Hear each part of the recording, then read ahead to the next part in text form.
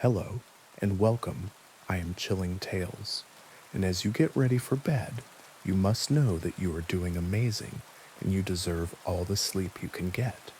So as you are winding down, let me know where you are from and what time you are watching this video.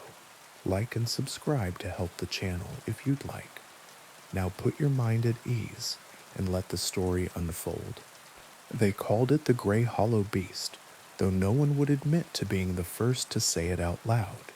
It lived, they said, where the ridge folded in on itself, and the wind forgot its route down in the bottom of the creek bed, where water pooled black and pines grew in a ring, like parishioners refusing to sit. If you stood at the edge of the trees at dusk, you could smell it, not rot exactly, but the thick iron sweetness that comes from a butcher block, wiped clean, but never clean enough. If you camped there, you woke with your boots moved 6 inches closer to the river and a paw print pressed into the mud where your face had been. Hunters sometimes came back with a story about a buck torn in a way no cat or coyote could manage. Teenagers came back with matching scars on their shoulders they said were from brambles. Some people didn't come back at all.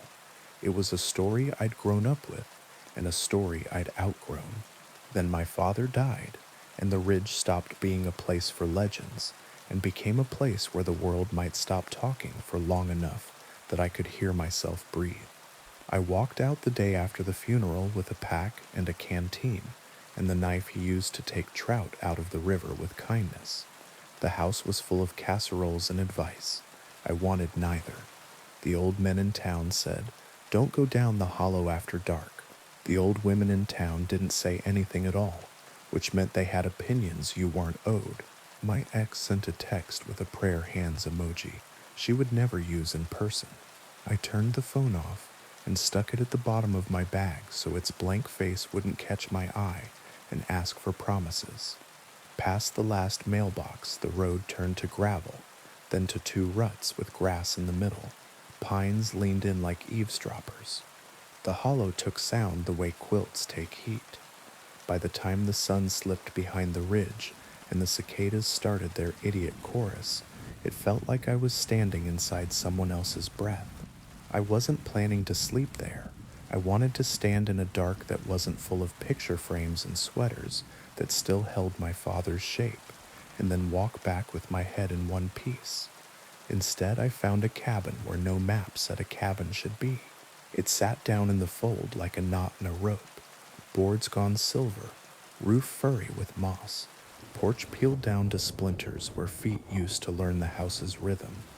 No path, no chimney smoke, no signs of anybody except the lock on the front latch was new and bright as a coin. Someone had put money here. That was the first thing that scared me. The second was the symbol carved deep into the door, a circle made of short slash lines, jagged as if a child had tried to draw a sun from a memory that hurt. When I touched it with the tips of 2 fingers, it felt warmer than the wood around it, as if the day had sunk into it and decided to stay. The hollow went quiet between one heartbeat and the next. The cricket song cut off mid-word. The breeze that had been sorting needles through branches forgot to move. Even the creek behind me made a listening shape. I put the flat of my hand against the door and felt something like a hum, not electrical, not mechanical, the low, steady insistence you feel in your ribs when someone bigger than you is also in the room. That was when the first growl came, so deep I felt it before I heard it. Not far off, not other side of the clearing, right where the trees start. I turned and saw eyes, pale gray, rimmed red, set in a head that could have been a dog's if a dog had been left in a room with knives and had learned everything it could from the shapes they made. The body that followed the eyes was wrong, long in the forearm, hunched in the shoulder, matted fur slick with whatever eats blood for breakfast. It moved like it had never forgotten how to walk on 2 legs and resented being made to remember 4. Its gaze slid over me like a hand over a side of meat. There was nothing hungry in it. Hunger is honest. This was the patience of a butcher between customers. It came at me so fast my brain didn't have time to choose. My hand did. I yanked the latch. The door gave. I fell backward, slammed it behind me, and heard claws sketch the wood with the scream of enamel on plate. Inside smelled like iron filings and wet fur. The dark was the thick dark of a place that has been keeping a secret for a long time and has decided to go on keeping it in your presence. I got my light out with fingers that didn't want to obey and saw chains bolted into the walls at ankle height and wrist height and throat height, hooks in the rafters, a table with knives laid out in rows, blades honed down to hisses. On the table, a ledger-sized book open to a page with lines of careful handwriting that started precise and ended like someone writing in a moving car. The top of the page said, "I keep the circle." Below that, "The beast is not one. It is the many that can be one. It wears whoever meets its eyes too long. It speaks in voices that know what you love. It can be held by iron and intention, but not forever. If I fail, it takes me. If you are reading this, I have failed, or I am outside and busy failing. Lock the door. Do not answer if it uses a voice you know. Choose a knife that knows more than you. Sit in a corner where you can see both windows and pretend that makes you safe." I read it twice because the door shuddered twice, and the mind does what it can when it can't do anything useful. A claw found the latch through the gap where I'd not got it home, and rattled it like a man who refuses to admit he should go away. The wood groaned. The carved circle in the door seemed to warm under my palm. Then the scraping stopped.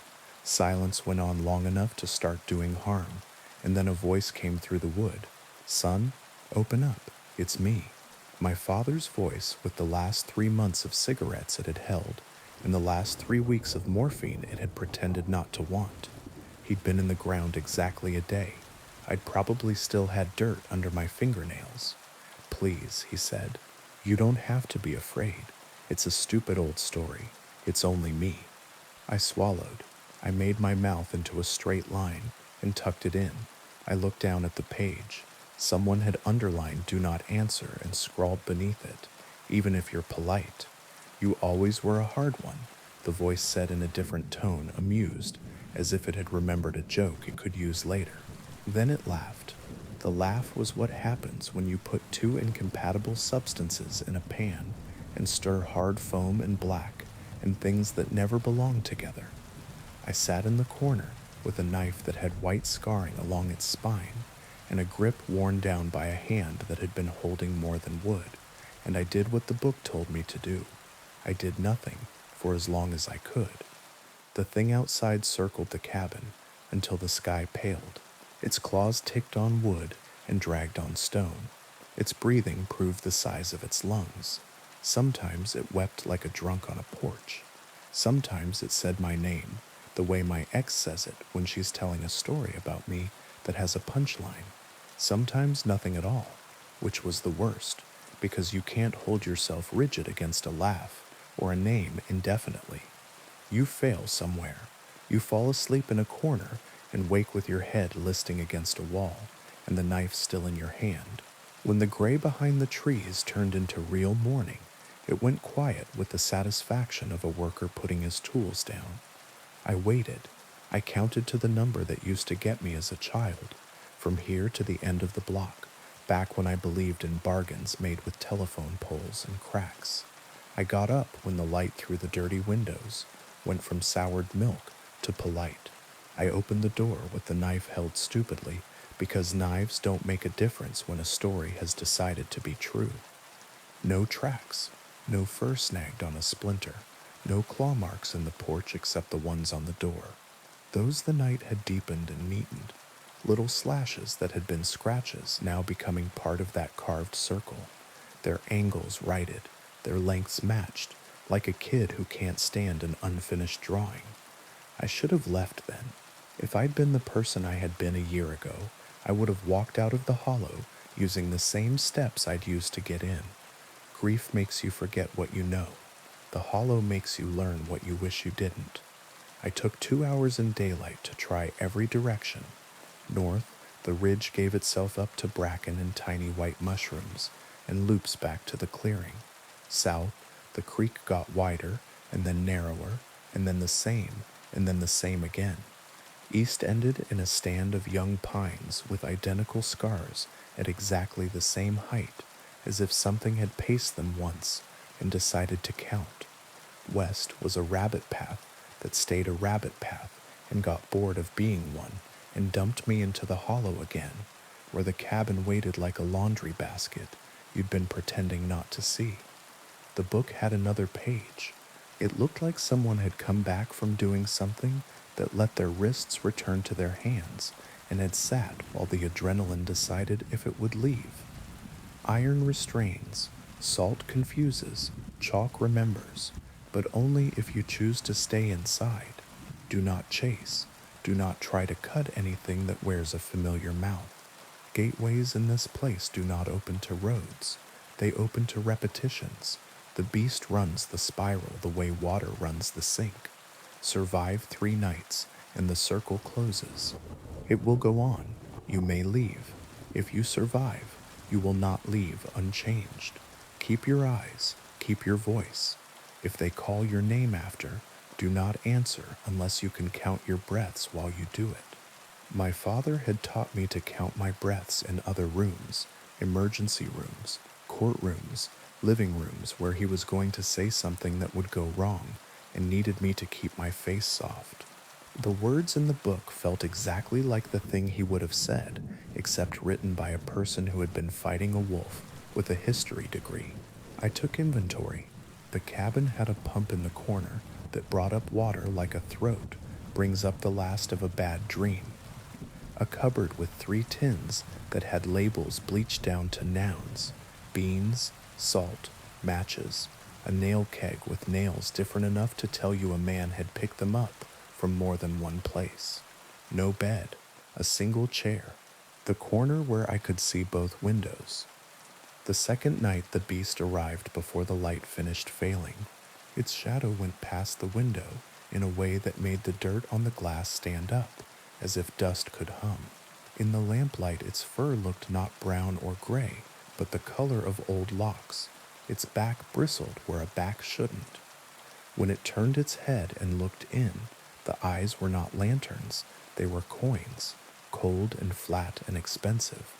It spoke in my voice, not through the door, inside my ear, as if there had always been a tunnel from the hollow back to the place behind my eyes. You don't have to make this hard, I told myself, using me on me the way you use a tool instead of a fist. Let it in. Wear me. Stop trying so hard to be the only thing keeping something in place. Teeth help. I pressed my palms to the table and felt the grain as if it were a relief map of a country that had survived both kinds of war, guns and old grudges. The knives on the table vibrated, not from any wind. My reflection in the dark window grinned when I didn't. I had nothing to fight with except choosing to sit, so I chose to sit. The beast tried new tones. It tried my ex, soft, saying the thing you want people to say when you've lost someone and they are tired of saying sorry. It tried Tamsin, laughing like a friend. It tried my boss, angry. It tried the old woman who ran the bait shop and had never said 3 words to me. The circle on the door warmed under my hand. Somewhere outside, something small startled and ran in a shape that a fox would have liked to follow. Toward morning it went quiet. I slept the way people do in chairs when they're keeping vigil. 2 minutes, a minute. The space between breaths you can hold if you're not trying to impress anyone. The 3rd day I stayed inside.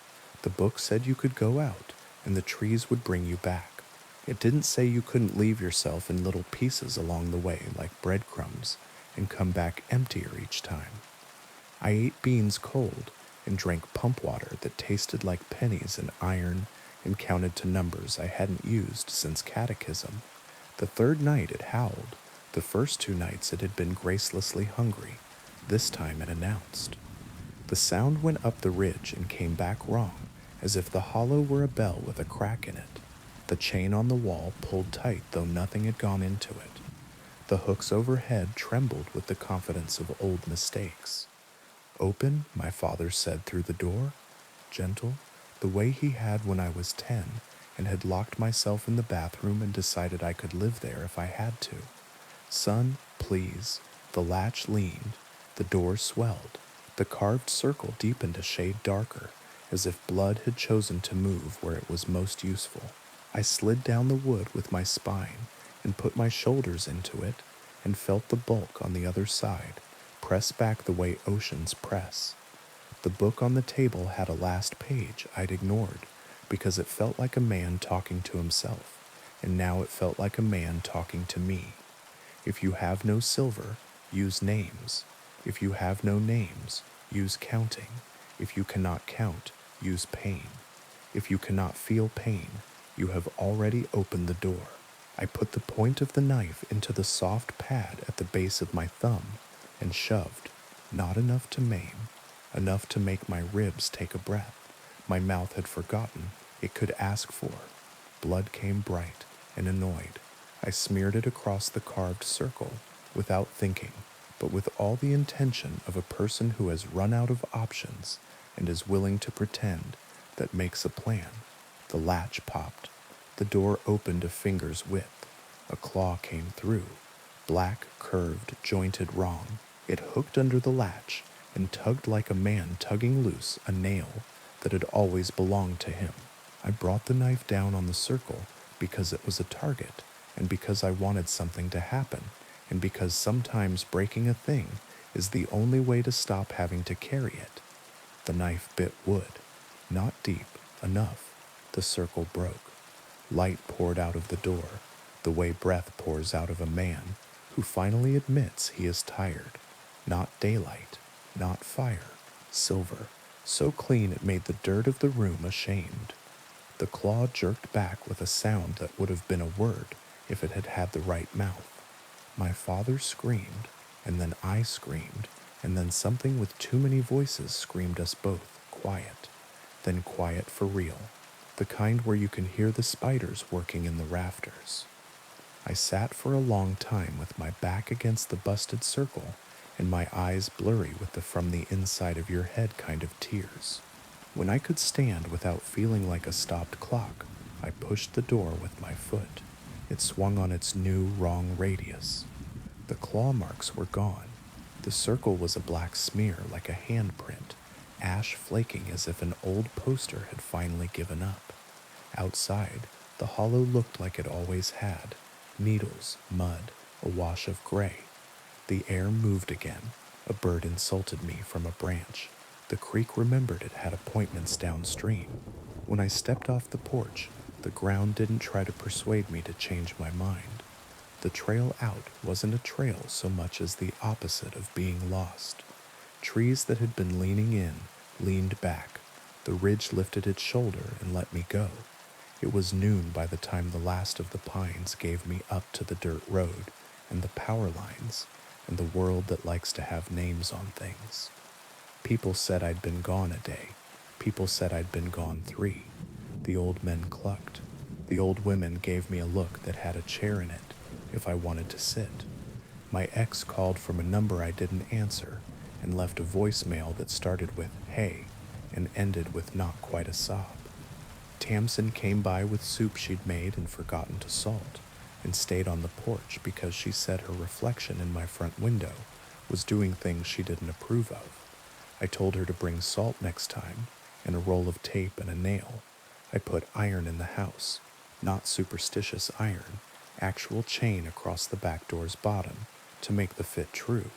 Bar stock screwed into the kitchen table's underside so it would stop rocking and start holding. A pair of steel washers hung on red thread in the window that faces the river because washers were what I could afford, and red was what my grandmother would have used to tell a thing. No. I chalked a circle on the threshold and then swept it carefully away because the book had said chalk remembers, and I wanted it to remember the act, not the geometry. The hollow didn't let me leave without rent. I don't mean a scar I can show you or a sleep I stopped having.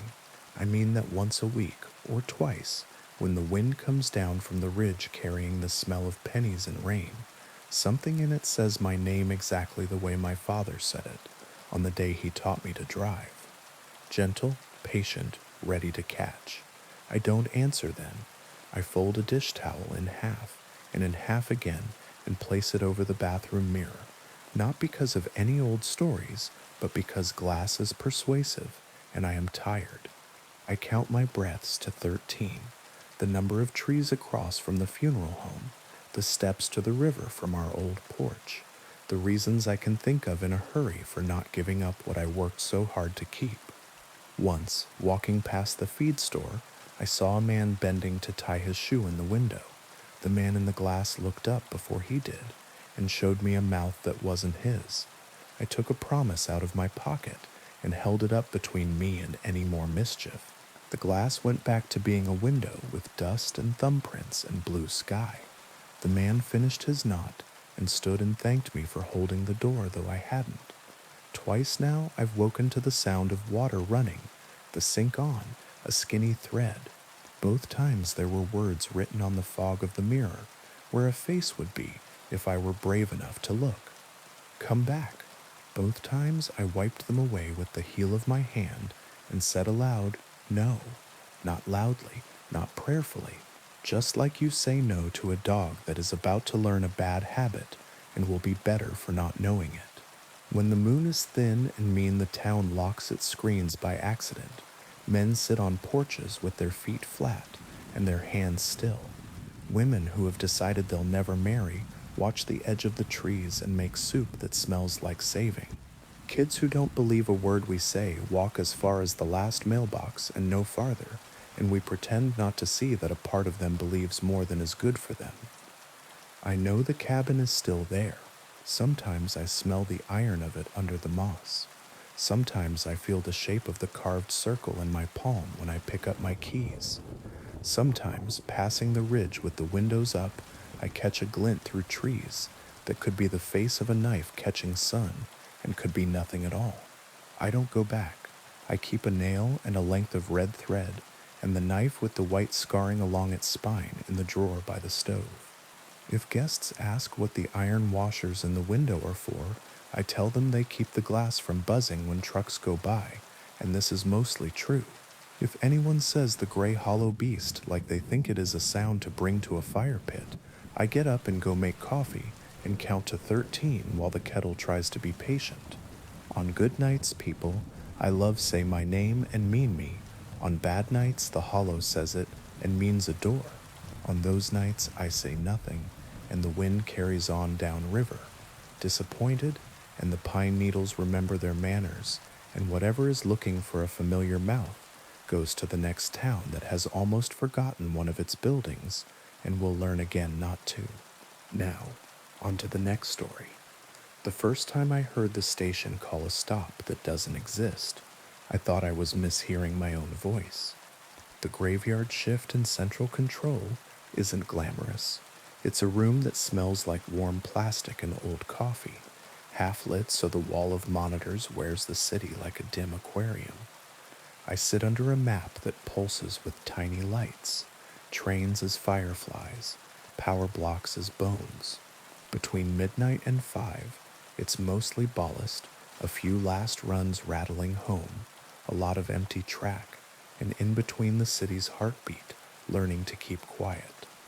Next stop, Marrow Street. Doors open on the left. I had just finished the 0210 slate of automated announcements. Delay on the blue, elevator out at East Market. Mind the gap if you still believe in poetry.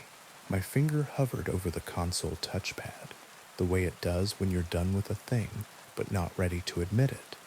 The speakers that run our internal feed murmured with the uninteresting sounds of a station at night. Hum, draft, a distant cough. Then that, my voice saying a name I've never recorded, for a stop our map has never carried. I pulled up the list of all scheduled stations, as if software could argue with what my ears had just taken in. The list is tidy. We have the stations we have. The ghosts live in the hallways, not in the database. A camera at platform 2 of Kingfisher flickered. The platform was empty, except for a man whose jacket made him look like a plastic bag caught on a fence. He turned toward the lens with the recognition of people who know cameras better than faces. The glass behind him showed his reflection, then something else, then only the tiled black. Next stop, Marrow Street, my voice said again, softer, as if a door had been closed between us. I unmuted the ops line. The dispatcher on duty yawned so hard we both felt it. "You hear that?" I asked. "Hear what?" The room's vents answered, because vents always choose the wrong time to grow opinionated. I listened for my phantom again and got only the live feed from a blue line car, a lone pair of shoes on gray vinyl, two ad posters pretending to be cheerful, the driver's cab door shut and properly latched. "It's nothing," I said, and the dispatcher grunted in the language of people who love nothing. Later, at 3, a maintenance crew keyed up on the radio to say they were clear of the track by the old river tunnel. Someone made a joke about eels, someone else about urban legends. Laughter sounded like wrenches politely clinking. I signed them out of the block and watched the little rectangle on my map change color. Safe again. I noted the time in my log and the steady handwriting I learned after. I practiced being tidy because it gave me a way to survive what I couldn't control. At 3:17, a train icon butted at the edge of the map in a place no train should ever bud. We're not an old city, not in the European sense, but we've dug enough holes to pretend. There are tunnels we don't use. Some got flooded, some got walled off when the new line's curve didn't agree with the old. There are rooms under stations that appear on the original schematics as storage and whose keys we don't carry anymore. There are tracks laid for promises that budgets never kept. The map in my head is 2 maps overlaid, the official one, with its colors and stops that council members can pronounce into ribbons, and the other, the one I started collecting the year my son disappeared, and no camera could say which door took him. The arriving icon bore a designator the system should never display, K0. We have no K line. "Dispatch," I said evenly, "what do you have near the old river tunnel?" "Nothing," he said, brisk now, awake in the way men get when something violates their idea of the world. "Why?" "Glitch," I said. I dragged the cursor over the icon, and it offered me a speed, 11 miles per hour, a length, 6 cars. Power draw, wrong. It was pulling from a string of blocks we no longer fed. The system offered a route as if its feelings mattered. The route ran past 3 stations we don't staff anymore because no one lives on the river flats now, not since the 3rd flood. Past that, it made a sharp left where left is wall and climbed toward the interlocking that separates green from orange. It did not slow. It flowed like water in a basement. "Do you want me to call the cops?" Dispatch asked, and I imagined uniformed officers in a room that smells like our room, staring at a bank of screens and practicing disbelief. "Negative," I said. "Probably a logging error." I zoomed. The icon held steady, like an animal refusing to be shooed. "Technicians can look in the morning. Next stop, Hickory Gate," my voice said on the internal feed, calm as a priest. "Doors open on the right." "We have no Hickory Gate." I switched to the driver to control line. No one called in. The rolling stock cameras showed the same thing over and over, a long night to nowhere. On camera 2, a woman slept with her mouth slightly open, clutching a paper bag that had the shape of dinner.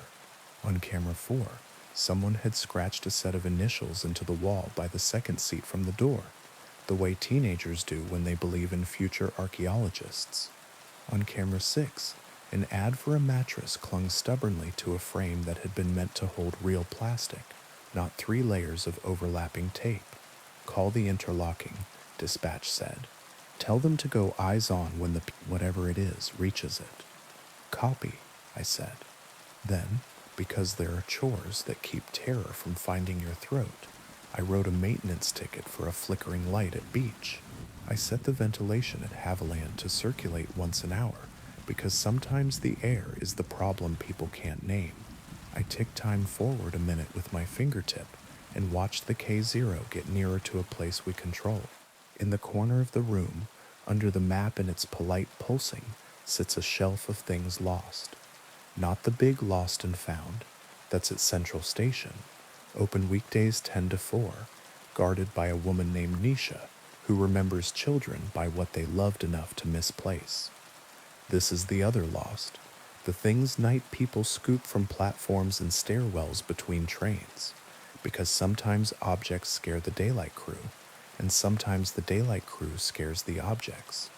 A cracked pair of glasses, a scarf that smells like wet wool even when it's dry, a child's shoe with a Velcro strap that never quite learned to stick, a plastic ring, a toy phone. I pick things up. That's how my right hand stays busy when the left is counting minutes. The toy phone weighs almost nothing. It's meant for a toddler. Big buttons with pictures instead of numbers. A tiny speaker that chirps when you press the star. A face sticker rubbed half off. It has no battery compartment. It has never had one. Press the star and it chirps anyway. When the K0 reached the interlocking, the camera there showed what I expected and hated: nothing. Track, the red eyes of signal aspect as if it were holding its breath for an express that never runs at this hour. The wall beyond, stained in a certain way because water, like rumor, finds the same paths over and over. I toggled the light control for the next station in line. The station lights came up like a nervous laugh. The internal feed said, in my voice, "Next stop, Ashdown. Doors open on the left." Ashdown is on the map, but no train had asked permission to enter it. I pulled up the power monitor and watched the draw dip and surge like a heartbeat that doesn't understand itself. Interlocking control, a new voice crackled into my ear. "This is not funny." "Agreed," I said. "Do you have any eyes inbound?" "A camera," she said. "And Vic, who doesn't get paid enough to believe in ghosts." Dead air. Then, more softly, "It's on the board but not on the rails. Can you put it in my hands?" I knew what she meant. Sometimes the software uses old expectations to keep itself from crashing. Sometimes you can shepherd it better if you give it a place to land. "I can clear the block if no movement detected." "That's not what I asked," she said. "I know," I said. "Next stop, Marrow Street." My voice said, too calm to be true. "Doors open on the left." I have a son. Had. Have. The grammar depends on the hour. He was 4 when he loved trains the way other boys love fire trucks. He pressed his palms to the windows at Central and named colors like spells.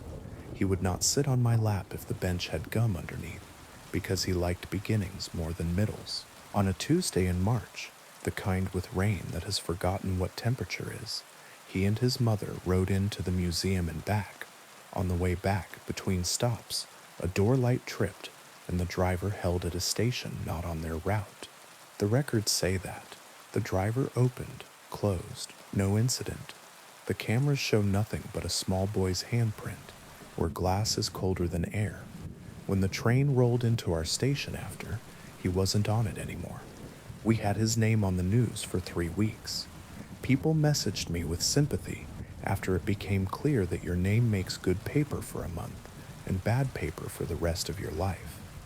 My ex-wife moved to a city with fewer tunnels. I stayed here and learned how the map hums when it's trying to solve a problem it can't admit exists. "Where would you like to receive it?" I asked. "The center pocket," interlocking control said. "Behind the school construction. If it exists, it'll hate that." "Copy," I said, and told the map the lie it wanted. "This is a train. I am clearing its way." The K0 took the path politely, like a man who tips badly but holds a door. "Next stop, Hickory Gate," my voice said again. It made my teeth hurt. "Doors open on the right." Dispatch breathed in my ear. "You're not?" "No." I said, "I'm not." "Then who?" "I don't know," I said, and let the unknown sit between us like a sleeping dog you refuse to step over. "We're receiving 2 02. 202 shows your train clocking into a block. It didn't. The software does this when it can't tell you something directly, because it would break its own rules to do it. It flags, instead, the fact that time did not pass the way it thinks it should, which is the bravest thing a machine can do. Do you want me to kill power? Dispatch asked, and I imagined the city above me sighing as the neon goes thin. Hold, I said. If this was a malfunction, power cycling might bury it. If it wasn't, power cycling might invite it closer. There is a tone to these things, a little respect you learn to give stories that outlive the men who made them. On the Ashdown platform, the camera caught a blur at the far stair, a woman's coat maybe, the edge of a face, a bare knee, pale as a truth. She stopped when the station lights came up, turned as if she had been caught in her own kitchen at night. She held something small, the way a person carries a sandwich, or a kitten, or a phone. She was older than the last time I saw her. She is older than me now, in the pictures on the mantel.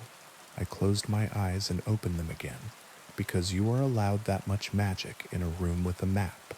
Next stop, Marrow Street. Doors open on the left. The K0 icon reached the pocket we had offered it. It paused. The camera showed only the pocket track's oil slick shine, as if someone had set a mirror face down. A breath caught in my throat in a way that did not respect my job. In the glass in front of me, the toy phone on the shelf lit, a star on plastic white, a glow with no battery to blame. I pressed it without meaning to. The chirp it made is for toddlers, a sound that exists in a world before uncertainty. The intercom fizzed, not the internal feed. The system-wide, the voice you use when you need to tell the whole city something at once and expect it to obey. I had not keyed it. Doors opening, said my voice. On the Ashdown camera, every door on a train that wasn't there folded back. Passengers don't fall for magic the way movies tell you they do. They hedge. They test with a toe, a breath, a turned shoulder.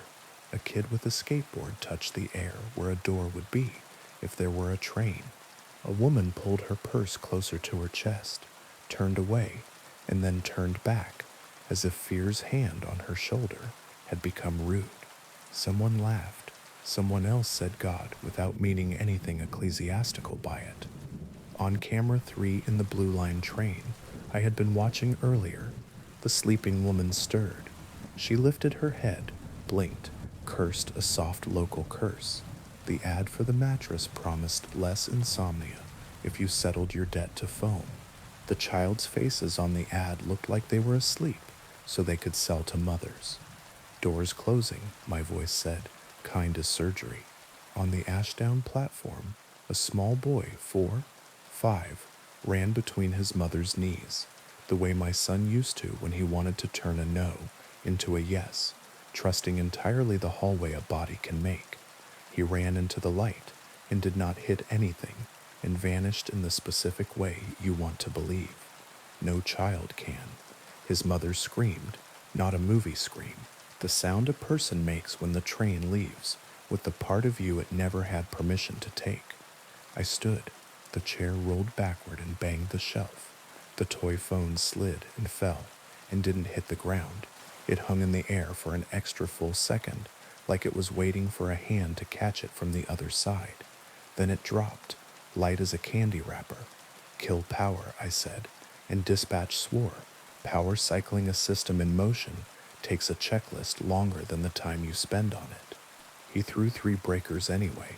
The hum in the room changed pitch like a hive that just remembered it was bees. Lights on 2 stations hiccuped and came back sulky. My board went dark, then warm. On the Ashdown camera, the woman fell to her knees and slapped her palms on nothing and left warmth on air the way candles leave on photographs. You can't do that, the interlocking op said in the cool tone of someone who can't afford to cry. You can't take the whole city out on a hunch. It's not a hunch, I said, and the toy phone in my hand pressed the star by itself and chirped like a heart monitor. The K0 icon vanished. The software offered a balloon of text. Ghost train cleared, then swallowed it politely, as if to apologize for its joke. The monitors returned to their aquarium, empty tracks, the occasional janitor, a rat practicing stairs. Dispatch muttered about reports and reprimands, and he would cover for me, and please don't ever ask him to do that again. In the Ashdown feed, the woman's hands lifted from the perfect air and left two ghostly prints fading on nothing. She turned her head toward the camera. Her mouth shaped a name I know very well. The morning managers arrived at 6, smelling of clean shirts and the kind of sleep you earn by not knowing what night is like. I filled out 3 incident reports with words that made sense, then signed them with a hand that had not had a place to rest in hours. Someone brought donuts. Someone charted the power dip against a maintenance window and shrugged. The city above us stretched, checked its phone, and pretended to have dreamed nothing. At 9, after the commute, the woman from Ashdown came into central control. Not many people even know where we are. They pass under our rooms every day and never think about who pushes the announcements and turns the air and sends steel where steel must go. She had a face I had seen younger.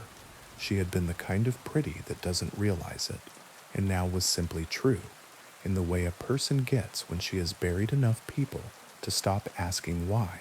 She carried a paper bag that had once held a sandwich, or a kitten, or a phone. She didn't look at me. She set the bag on the counter and said to no one. He was holding my hand. Then she left, and the smell of wet wool followed her out. Inside the bag lay a child's shoe with a Velcro strap that would never quite learn to stick. The city is generous with its stories if you stay late. Over the next weeks, more voices came through the internal feed when they weren't supposed to, calling stops that don't exist in my tidy database. Hickory Gate again, a station called Unthank, a place called South March, that old maps list as a marsh. K0 rolled its impossible route 3 more times, always after 3, never at the top of the hour. We learned its habits and it learned ours. When it called doors, it wasn't only for the lost. Sometimes it took fear, sometimes it gave it back. Once a man put his palms to the space where a car should be and stepped backward as if something had nudged his knees. Once a dog bristled and then lay down, obedient to a whistle we couldn't hear. I do the brave thing now when it comes. I don't fight it with breakers, not unless someone is about to give the night what it cannot return. I open the right yards so it will hate them and pass. I light the wrong platforms so it will miss. I speak into my own microphone and fill the city with useless inventory, a clock that's 3 minutes slow, the names of bridges that don't exist anymore, smells the fans can't explain, so there is less room for the other voice to coil itself into the day. I never say my son's name out loud, not in the headphones, not in this room where the map loves names. Sometimes the toy phone lights by itself, and I put my palm over it, like you do a candle, you mean to smother kindly. It warms my skin and pretends not to. Next stop, Marrow Street, my voice says on nights when I have not recorded anything, and somewhere under the river where the concrete sweats and paint remembers flood, a 6-car nothing rides along a track we didn't lay, carrying everyone its ode. The city will tell you there is no K-line. The city is technically correct. The K-line is a habit the tunnels picked up from us, the way we want everything to be a line with stops and starts. But habits are real. They make routes with or without your permission. The night has its own signage. The walls have their own way of reading maps.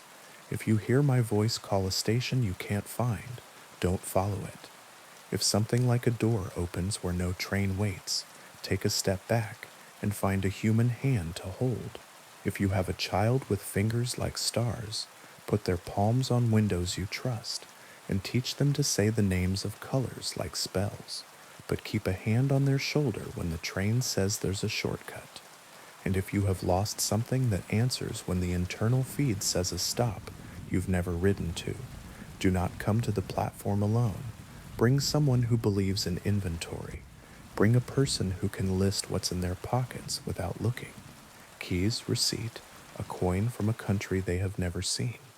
Bring something small that makes a noise that doesn't need a battery. Hold it in your hand. When the impossible doors open and the air exhales like a tunnel, remembering wind, press that star and make a toddler's chirp. Sometimes the night will blink, annoyed, like a driver caught at yellow who chooses red. Sometimes the doors will close on nothing, and the K0 will carry on, stubborn as a rumor. And sometimes, rarely, you will hear a small familiar laugh, like tape left on a radiator, and you will be forgiven for the way your knees go out. On my shelf under the polite pulsing map sits a paper bag and a shoe with a Velcro strap. Next to it, the toy phone, its face sticker half rubbed away by someone's thumb. When the lights in the room choose to go thin and the tunnels gather their own breath, I put my hand on the phone and feel the heat that plastic can hold if you let it, and I say into the mic, for everyone and no one, doors closing. The room waits. The city holds its map like a promise it's not sure it can keep. And somewhere below, in the pocket behind the construction that made us safe, steel rolls where steel shouldn't, and a small voice I know counts stops I've never learned, certain that if he gets to the right one, I'll be there, standing in a light that doesn't exist, offering my hand through air that remembers both of us. Now, on to the next story. I didn't believe the stories about the river until I saw the lights myself. Everyone in town had a version. They said if you drove the South Road by the water at night, you'd see lanterns bobbing on the current, sometimes red, sometimes white, sometimes blue, like a torch drowned too deep. Old men said they were the souls of miners who drowned in the floods of 22, forever looking for the path home. Teenagers swore they were UFOs, swamp gas, or headlights playing tricks. The church folk shook their heads and muttered about demons that mimicked light to lure you close. I thought it was folklore, the kind towns like ours needed to keep themselves interesting, until the night I followed them. It started simple. I was restless. The cabin I rented sat 2 miles off the river, with no neighbors except raccoons that knew how to raid trash bins. I couldn't sleep. I couldn't read. The night pressed heavy, so I got in my truck and drove. The road to the river was narrow, lined with leaning oaks that made the headlights crawl like nervous fingers. At the bend where the asphalt ran close to the water, I saw it, a pale blue light hovering just above the current, bobbing gently as if tied to a boat that wasn't there. I slowed, squinting. It wasn't a reflection. It wasn't the moon. It pulsed softly, like it was breathing. Then another appeared 20 yards downriver, glowing red. Then another, white closer to the bank. I pulled over, killed the engine. The night swallowed the sound, leaving only the lapping of water and the drone of insects. The lights didn't waver. Something in me said go home. But another part, the part that's broken in people like me, said find out. I climbed down the embankment, gravel crunching under my boots. The first light, the pale blue one, drifted closer. It was the size of a lantern flame, but there was no smoke, no heat. I reached out. It darted back. Not fast, not natural, like it was teasing. Hello, I said, my own voice sounding foolish. The light pulsed once, then it moved further downstream, pausing as if waiting for me. I followed. The riverbank narrowed, brush grabbing my sleeves, mud sucking at my boots. The lights formed a path now, blue, red, white, red again, like breadcrumbs scattered on black water. Always just far enough to make me chase, never close enough to touch. The deeper I went, the quieter the forest became. No frogs, no insects. Even the river seemed to hush. My chest tightened. My breath came loud in the silence. Then I saw her. She stood in the shallows 20 feet ahead, water lapping at her calves. A woman in a gray dress that clung to her body like it had been soaked for years.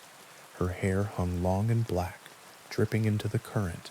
Her face was pale, almost luminous, and her eyes burned like the lantern lights. The lights hovered around her now, orbiting her head like fireflies, too disciplined to scatter. I froze. She raised her hand, beckoning. Every instinct screamed at me to run, but my legs moved forward, one step, then another, as if her gesture carried weight. The mud sucked deeper at my boots. The water reached my knees. "Come closer," she whispered. Her voice wasn't carried by the night. It was inside my skull, intimate as breath. My mouth opened without my permission.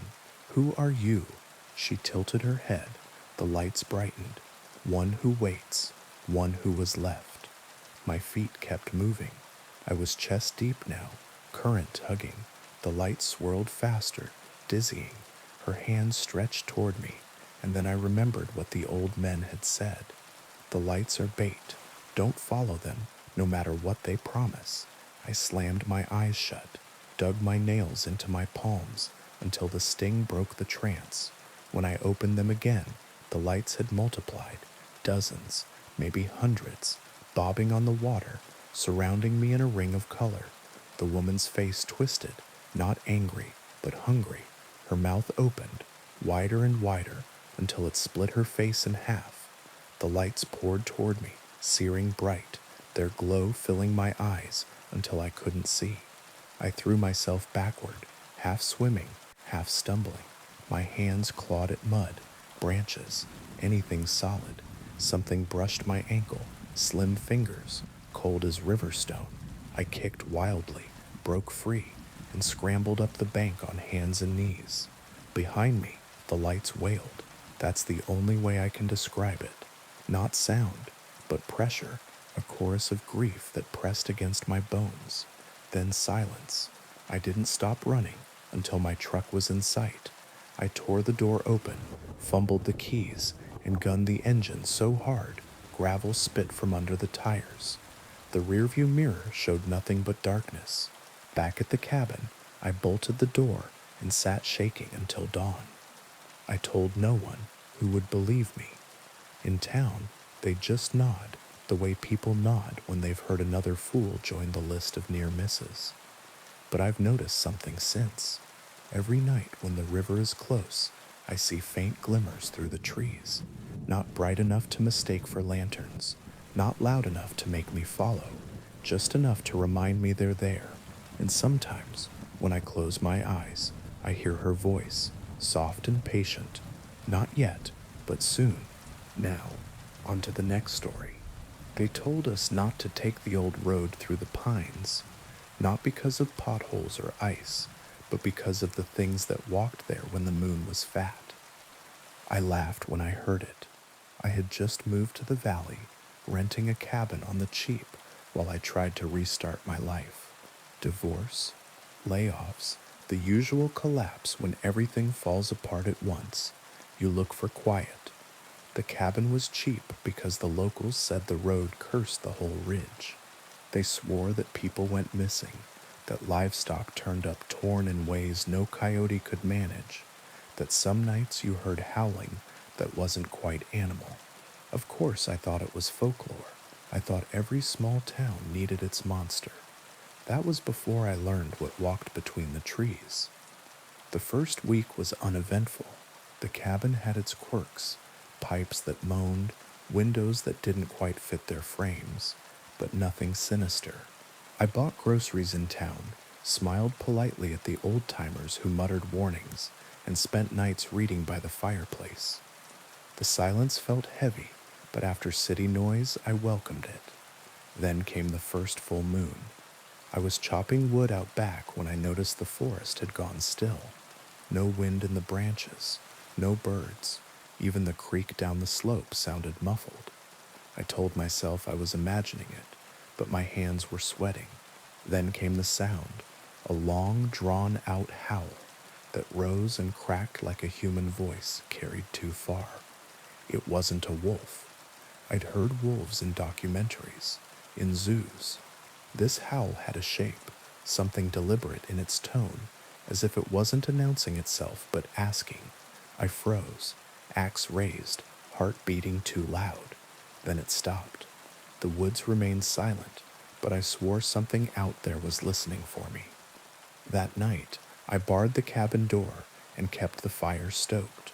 Around midnight, I heard footsteps on the porch. Heavy, two-legged, I crept to the window, pulled the curtain just an inch. Moonlight fell across the yard, and there, moving between shadows, was a figure. Tall, wrong, its body hunched, covered in coarse hair that bristled silver in the light. Its arms were too long, ending in claws that scraped wood. The head, God, the head was caught between shapes, muzzle stretching like an animal's, but eyes that gleamed with a knowing hunger. It sniffed the door, snarled, and then it whispered, my name. I staggered back, nearly knocking over the lamp. How could it know my name? No one in town had called to me like that, not even my ex on the phone. The voice was ragged, torn between growl and speech, but it was mine. The thing circled the cabin. The windows rattled as it pressed its weight against them, testing. I shoved furniture against the door, every muscle shaking. The fire popped and hissed, and each sound felt like it gave me away. Then, just before dawn, silence. I didn't sleep. The next day, I drove into town. The locals looked at me like they already knew. At the diner, I finally asked, what's on the old road? The waitress, white hair, hands that shook, set down my coffee and said, not what, who? She told me about the legend. Decades back, a logging crew tried to cut too deep into the ridge. Something killed them. Their bodies were found shredded, faces twisted in terror. Since then, every few years, people vanished under a full moon. Some said it was a curse. Others said it was the ridge reclaiming what was stolen. But the oldest stories said a man made a bargain out there, traded his soul for strength, and the price was eternal hunger. They wear faces, she whispered, sometimes voices. Don't answer if it calls to you. Packed up, cut my losses. But some part of me needed to know if it was real, if the thing that spoke my name was just a dream born from loneliness. This time, I prepared, boarded the windows, kept the rifle close, lit every lamp I had. At midnight, the howling came again, louder, closer, then knocking, not claws, knuckles, 3 deliberate raps at the door. Let me in. My blood froze. The voice was my ex-wife's. I gripped the rifle, teeth clenched. You're not her, I said, though my voice shook. Please, it begged, breaking into sobs that were hers, perfectly hers. It's so cold out here. Just open the door, please. The door creaked under pressure. The boards groaned. I aimed the rifle and fired a shot through the wood. A scream erupted, not human, not animal. Something caught between. The boards held. Then came the sound of retreat, claws scratching wood as it leapt from the porch. The next morning, bloody claw marks scarred the door, and in the yard, pressed into the mud, were footprints. Bare, human. I couldn't stay. I packed what I could, loaded the truck, and started down the old road. The forest pressed close. Every curve felt like it was hiding something just beyond the tree line. I kept the gun on the seat beside me, eyes darting. Halfway down the ridge, the radio crackled to life. I hadn't turned it on. Static. Then my son's voice. Dad? I slammed the brakes, breath choking me. My son hadn't spoken to me in months, not since the divorce. His voice was younger, though, softer. Dad, come get me, please. The radio hissed, then laughter, low, hungry. I threw the truck into gear and sped the rest of the way down, refusing to look at the mirrors. I never went back to the cabin, never set foot on the old road again. But some nights, when the moon is high, I hear it outside my new apartment, on the fire escape, claws scraping metal, and always it whispers my name. Now, on to the next story. The sign above the door still said WRX 1310 AM, but the bulbs behind the letters were half dead, so most nights it read something closer to WRX. The X felt appropriate.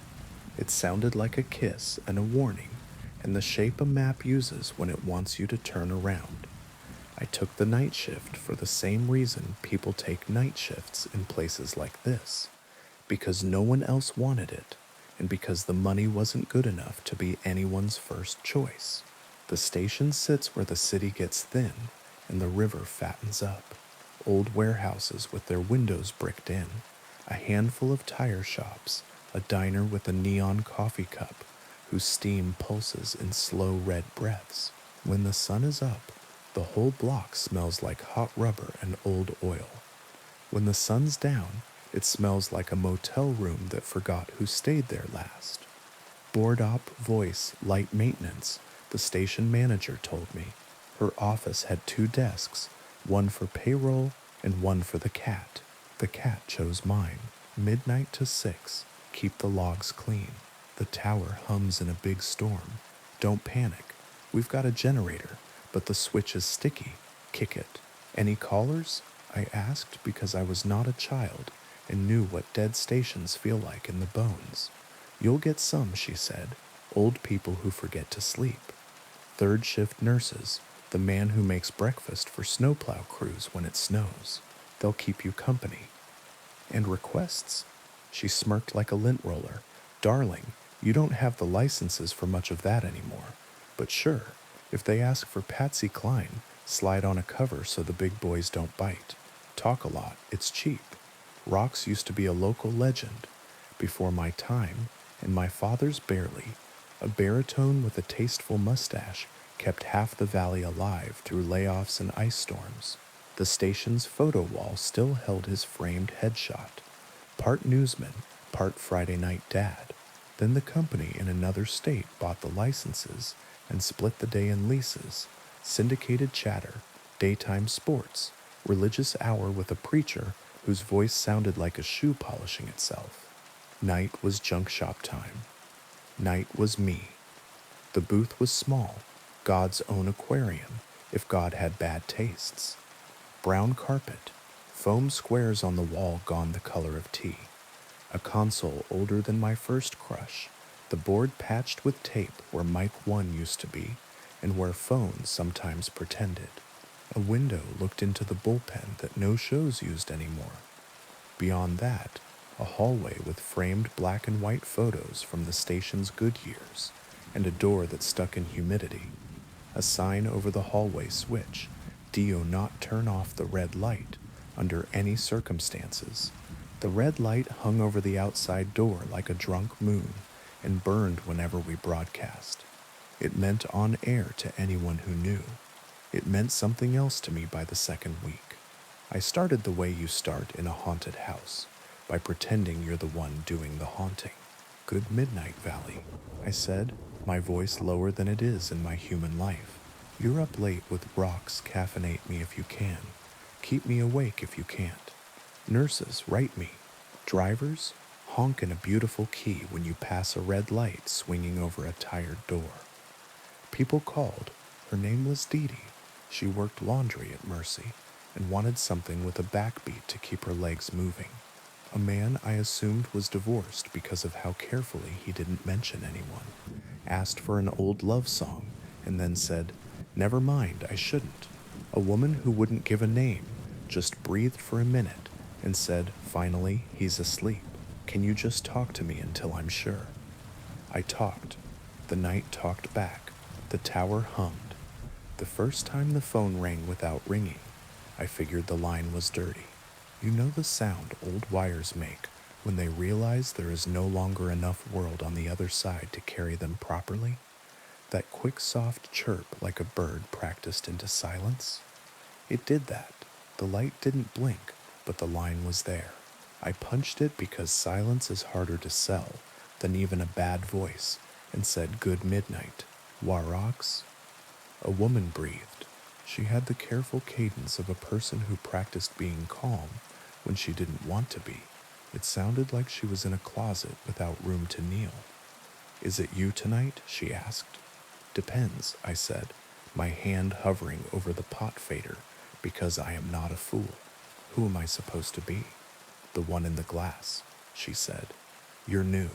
Newish, I said, and in the window my face looked like someone I hadn't met yet. I like the way you keep the levels even, she said. The last one let the songs hurt. They hurt anyway, you know. You don't have to help. I told her my name, and she took it and rolled it around like a lozenge. I need you to stay on, she said. Urgent now. All the way to 6. Don't play whatever he asks you to. He'll call. He always calls when the red light is clean. The preacher?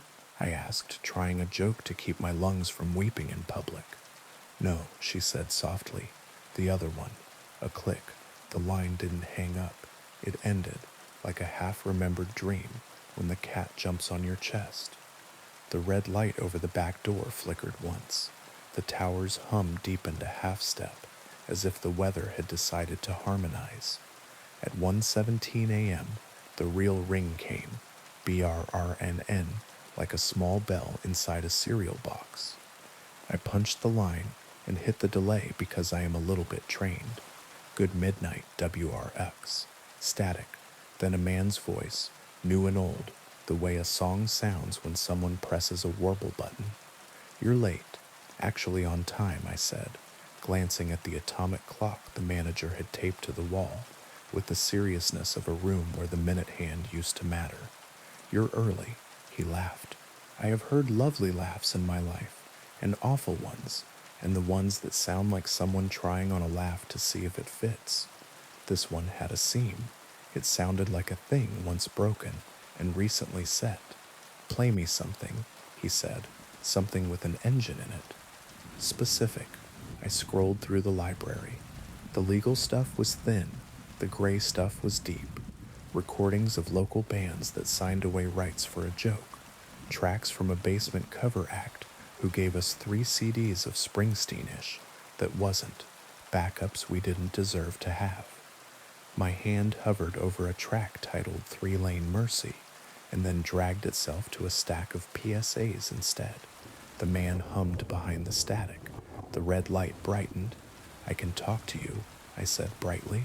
I can keep you awake. I don't sleep, he said without brag.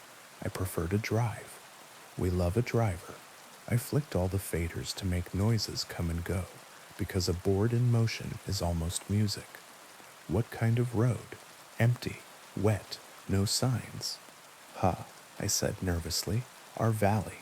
The DOT is going to call me if you keep slandering them. He chuckled again. The chuckle had teeth. A song, he said, bored now. You'll learn I don't call twice. Am I learning? I asked to cut the fear in two. What is this, training? Apprenticeship, he agreed. But you don't like that word. A click, not a hang-up. The feeling a night gets when someone leaves the building without opening a door. When I stood at the glass and looked past my face, the bullpen was empty as it had been all night. A chair had shifted slightly, as if someone had gotten up in a hurry to make a point. I put on a weather bed and read the hour pronounced precipitation like it was a guest, added a joke about how no one needs a forecast if they have joints with opinions. Did the thing voices do, or they turn fear into filler? I told myself the delay meant I could stop anything before it slid into the room. I told myself the red light was a kind of spell, a circle the station had drawn for 50 years to convince the dark that it should listen and not eat. At 1:23, the phone chirped without the light again. I hit it. Wah rocks. Don't, the woman said. He makes you talk, and then he makes you play it back to him later, and takes the part he needs. What part? I asked. The part that thinks nothing bad can happen if you keep talking, she said. I have to go. I'm in the broom closet, and Mrs. Owens just came in for more toilet paper. Click. Who are you? I asked an empty line. The red light hummed. The tower responded, like a bridge under too many feet. By 2 a.m., my voice had learned how to put itself in a lower place and stay there. The script in front of me turned to scribbles, the scribbles to words no one wrote. I read copy for a farm implement dealer who had moved his lot 5 years ago and had a name like a man who used to give kids cigars. I read a PSA about a county fair that had burned down before I was born. I read the top of the hour legal ID in a cadence I'd never practiced. This is WRX 1310 AM, bringing you the night the way you ask for it. It felt like reading an oath. At 2:36, the on-air red light outside blinked. One blink. All our gear is old, the manager had said. It drinks power like a teenager, but that blink had timing. It happened exactly when I turned down the bed and left space for a breath. Outside, down the hallway, the door latch sighed, then decided against it. You learn a building's noises fast. Which ones are the compressor, the ice machine trying its best, the raccoon overhead deciding whether to move in? Which ones are the ones that come from inside your head? Hunger noises, exhaustion scraping. The sigh at the latch was neither. It was the sound a door makes when a polite person pretends to knock just by leaning close. The tower hummed the way a person hums to make you forget they have a mouth. I put a CD in and hit play on a jazz thing we did have the paper for, because dead men's catalogs are bigger. 2:03, I said, stupidly, to the air. If you're crossing the viaduct, watch the black ice near the fourth seam. Yes, the fourth, and don't pretend you don't know what I mean. The chirp. No light. Once, the woman said. Just once, I answered, when he asked my name. He said it back to me like he was making sure it fit. He called me by that name for 50 minutes, until the red light went out with the dawn, and then he didn't know me anymore. Please don't say your name again. I have to, I said automatically. It's the law. Not to him, she said, and suddenly she was on two lines at once, her voice in the phone and her breath in the window glass. The booth filled with a smell like cold rain on turned dirt. If you feel the need to explain yourself, you are already doing what he wants. Click. I filled between songs like a fireman's arm. The board seemed to know my hand. The little start buttons glowed warm as if my fingers were their plan. My throat went dry, and I drank coffee that had been made in the last administration. My pulse learned the routes of each ad break as if the console had laid them in as paths for animals. At 3, I swore I heard the baritone from the old station Headshot chuckle from the hallway, a friendly sound with one extra tooth in it. PSA from the library, I said, queuing up a recording from whatever era WROX had money for a library. Story hour Saturdays 11 to noon, no unattended children, a reasonable request. The child in the recording laughed on cue, too high. The laugh elongated like tape left on a radiator. The red light outside burned brighter. Call in and tell me about the best, worst road you ever drove, I said, panicking toward Small, because people call up the perfect roads, and those are never true. The chirp again. What's your best, worst road? I asked, ready to hang up if laughter came with seams. County 12, a male voice said, flat, before they fixed the shoulder. Ah, I said, because that road eats cars when it has nothing better to do. The place where the crossbuck leans because there's absolutely a train and absolutely no track. Right, he said, and then the voice changed. He said my name, the way a parent does when they're about to ask you to get in the car, because the hospital is where you need to be. Play me something with drums. No, I said, before the part of my brain that does social grease could step in. We've got no license for anything except a sad version of Take 5. Play me the Not Quite, he said, and the radio's delay light flared and died as if the thing in between me and the air decided it could get there quicker, another way. I put on the PSA again. Remember, I said, my mouth speaking while the rest of me went still. We don't exist without you.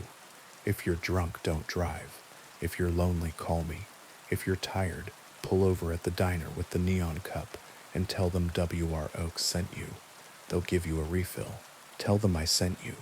The man on the line said in my head, not in my ears, and the red light outside fluttered like breath on glass.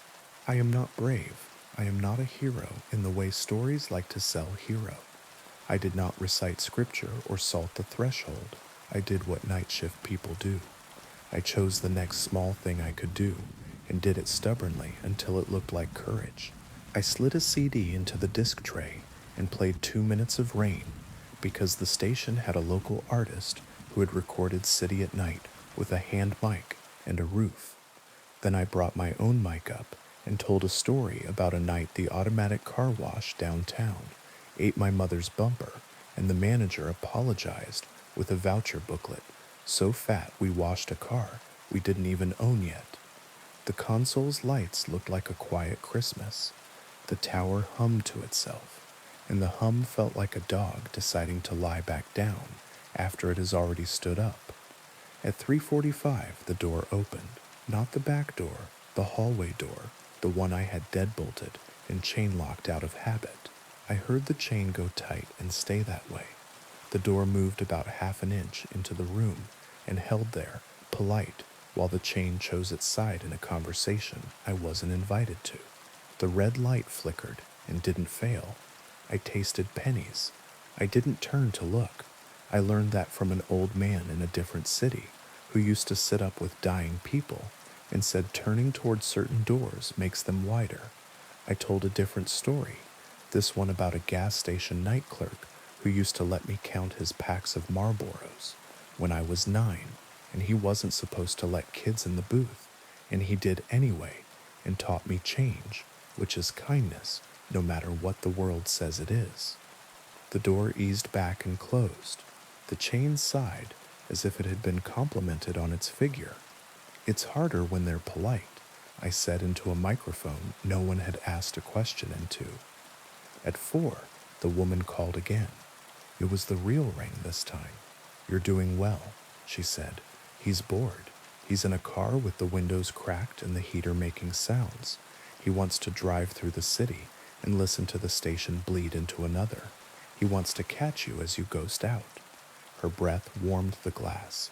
Frost formed where she said my name without saying it. Don't say you'll keep him company. I won't, I said. I'll keep other people company, and he can listen to that. Better, she said.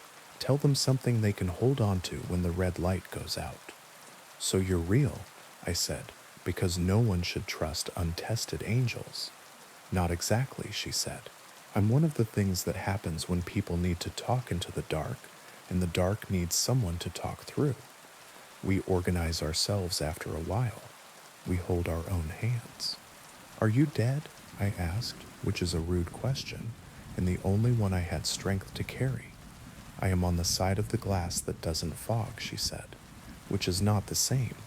Why do you care? I asked. Why me? Because your voice is tidy, she said. Tidy, I repeated, offended. It has corners, she said. Things with corners can keep the rain off people. Sometimes you keep the rain off things that do not deserve it. Her tone cooled. You will never play him what he asks for, even when he makes you want to. Promise. I promise, I said, and the room breathed the small sigh of a contract signed. By 5, it felt like the booth and I had become one instrument. The board sliders were a spine. I scratched a note, and the station changed shape. I lied, and the ceiling dipped. I told the truth, and something in the tower straightened. I told listeners about the diner's pot of coffee and about a deer in the median near mile marker 124 that had no interest in learning economics, and about a snowplow driver pulling in behind a school at 5 because a school should look like a promise even when the county's broke. Call me when you get to the light by the pharmacy, I told a nurse from Mercy. There's something about the 6th light on that pole that makes people cry. I'm not saying it will, I'm saying it might. So if it does, you'll know you can blame something that can't be hurt. At 5:30, the storm the station manager had promised rolled its shoulders over the river. The tower hummed in the exact note the red light liked. The generator clicked its tongue at me in the back hall, and I went and kicked it, and it breathed on the 3rd kick. I could feel the man out there in the dark, drowsy with ask, getting nearer because boredom leads men to doors. He didn't knock this time. He waited for the station to ghost out at the top of the hour so he could slip between shows like a teethy eel.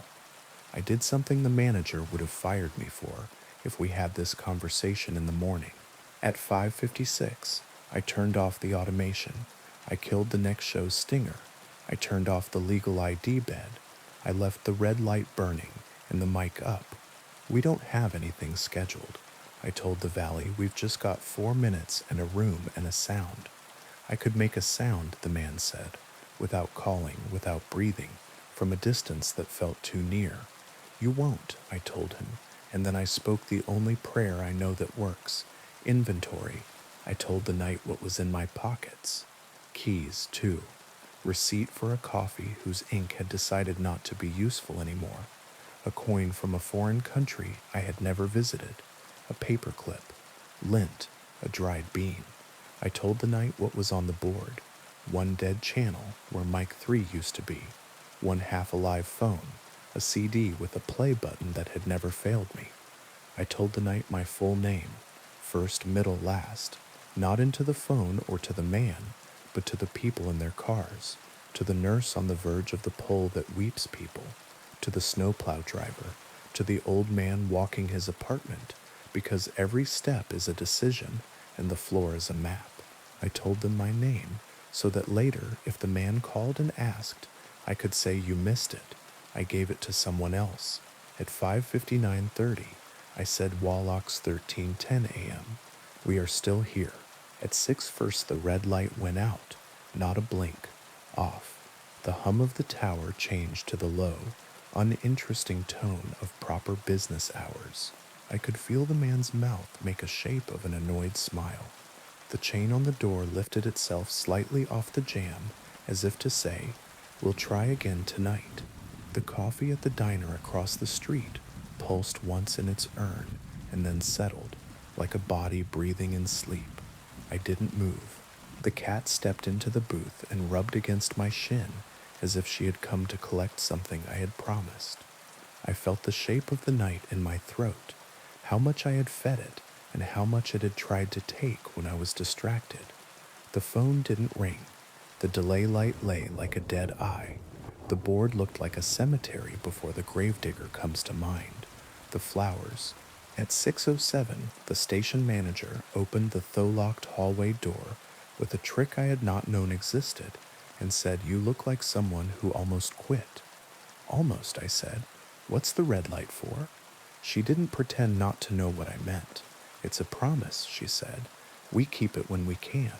"Who was the last one?" I asked. "The last night voice." She sighed. "You'll see his picture on the wall with the mustache," she said gently. "We found him asleep at the board with a song on loop and a ring mark from his coffee, and a smile like a person hearing applause in another room." "Dead?" I asked, as if dead were worse than what else I could imagine. "Rested?" she said. "Anyway, don't worry. The red light doesn't ask you for anything you don't already want to give." Which is the only kind of lie that works. I went home and slept through the day, and woke to a voicemail from the nurse, who cried at the 6th light. She said, "You kept me company. The deer was there. I think you saved his life too." Which is funny because I don't think deer have radio. The man didn't call. He doesn't need phones the way we do. He reads schedules. He listens for silence, the way men like me listen for footsteps in hallways. I took the night shift again and again and again, because it turns out I like talking to the valley when it pretends not to listen. It turns out I like being the circle a red light draws. It turns out I like learning the difference between a door being polite and a door being brave. The woman called sometimes not to say anything except keep the levels even, and once to ask if you feel something standing behind you, and it is tall and careful, don't turn, not yet. Give it a small story to hold, something with corners. I do.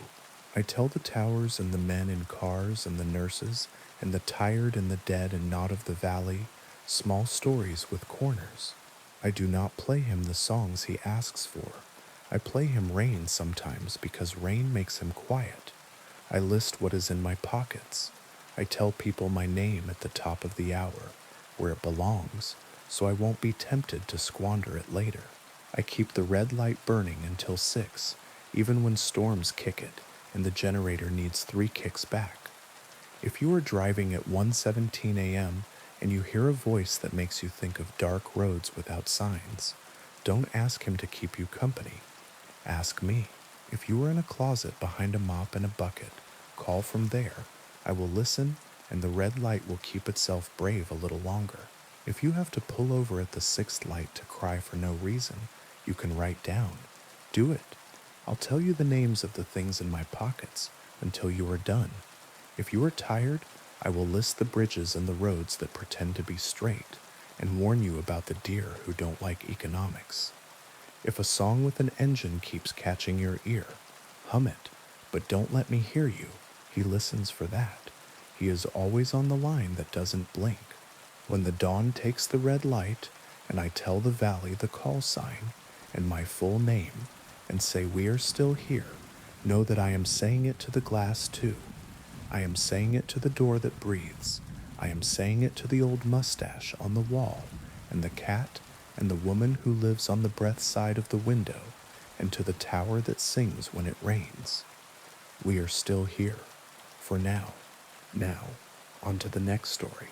The first time the building screamed, it used the intercom. I was halfway through my midnight rounds at the Charlemagne, 12 floors of brick and stubbornness on the edge of the old financial district, when every speaker in the place clicked alive at once. Usually the intercom coughs and clears its throat before it learns what to say. That night it found a pitch it liked and held it. The sound wasn't words, it was the absence of them stretched thin until they cut. Tenants opened their doors on chains and looked at me like I had promised them. Quiet and was now breaking contract. Somewhere a baby started crying, and the crying didn't stop when the sound did. It dwindled slowly like a coin spinning down on a counter, and left an echo in the lobby that made me feel like I was listening to a recording of my own breathing.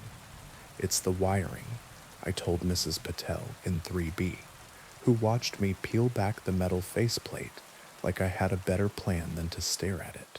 Old building, old bones. Sometimes they complain. Bones don't sing, she said, and shut the door gently so it wouldn't seem like she was slamming it in my face. I didn't sleep that morning because the building had decided I shouldn't. I sat at the desk in the night office with the logbook open and my pen placed neatly on the line for 0358, district-wide power hiccup, and watched the monitor that shows the front door. It's an old system, the kind with a burned-in after image of the doormat, and a polite ghost of every person who's ever stood too long in the lobby. When sunlight finally came and colored the marble, the monitor flickered once, and the after image of a woman in an old-fashioned coat straightened and walked away as if she'd been waiting all night and was late for an appointment I couldn't keep. Everyone has an opinion about the Charlemagne's age. The finance people say 1923 because that's when the money arrived. The romantics say 1899 because the cornies mean something to them. The plumbers say 1978 because that's when the last sensible person touched the main. For the tenants, it has always been here. For the neighborhood, it is the building the bus shouts before it stops. For me, it was supposed to be a winter job that turned into 7 years of listening for the noises a structure makes when it wants to be a person and can't. There's a story that the Charlemagne used to be a hotel for brokers and their mistresses. There's another story that it was a sanatorium for men who looked fine until they didn't. There's a third story that it was a boarding house for singers who never got past Tuesday night. In the basement, behind the boiler, there's a room that used to be a laundry with a drain, so wide the city came and measured it twice. In the laundry's far wall, there's a door that never opens but always rattles when you pass, as if the air has lodged there. After the intercom scream, I paid attention to rattles. 3 nights later, the building sang again, but this time it picked an instrument, the elevator cables. It started as a hum you only feel in your fillings. Then it found a note and pushed until the note insisted on being heard. The car lurched between 6 and 7 and hung in the wrong place long enough to make a man in a suit lose his religion. I climbed into the shaft with a flashlight and a prayer I don't use for anything else. The cables twitched like an animal pinned for examination. When I put my hand on the steel housing, the sound came up my arm like -10 weather. In the dark, I heard something that wasn't me move at the top of the hoistway. A shift, a footfall. I shined the light up. Dust glittered in a column like the inside of a throat. "Hello?" I asked, because I am polite even to dumb ideas. The hum cut off so sharply I swallowed it. The elevator shuddered, remembered its job, and slid into place with the exact same misalignment it's had since '98. In the morning, Mr. Dunning from 7F died in his armchair. He had been 87 and industrious about pretending not to be. The paramedics were precise and respectful. He might as well have been a sheriff in a dead town from the way the young ones handled him. I stood in the hall with my hands behind my back, because my father taught me it makes grief think you're ready for it. The intercom speaker in the ceiling buzzed softly, the way bars used to buzz when neon hummed a little prayer. Mrs. Palin 3B watched from her door, hand on the chain, mouth a tight white line you only see on women who have outlasted 6 kinds of men. When they wheeled him out, the intercom clicked alive and said very clearly, "Mr. Dunning, arriving." It wasn't my voice.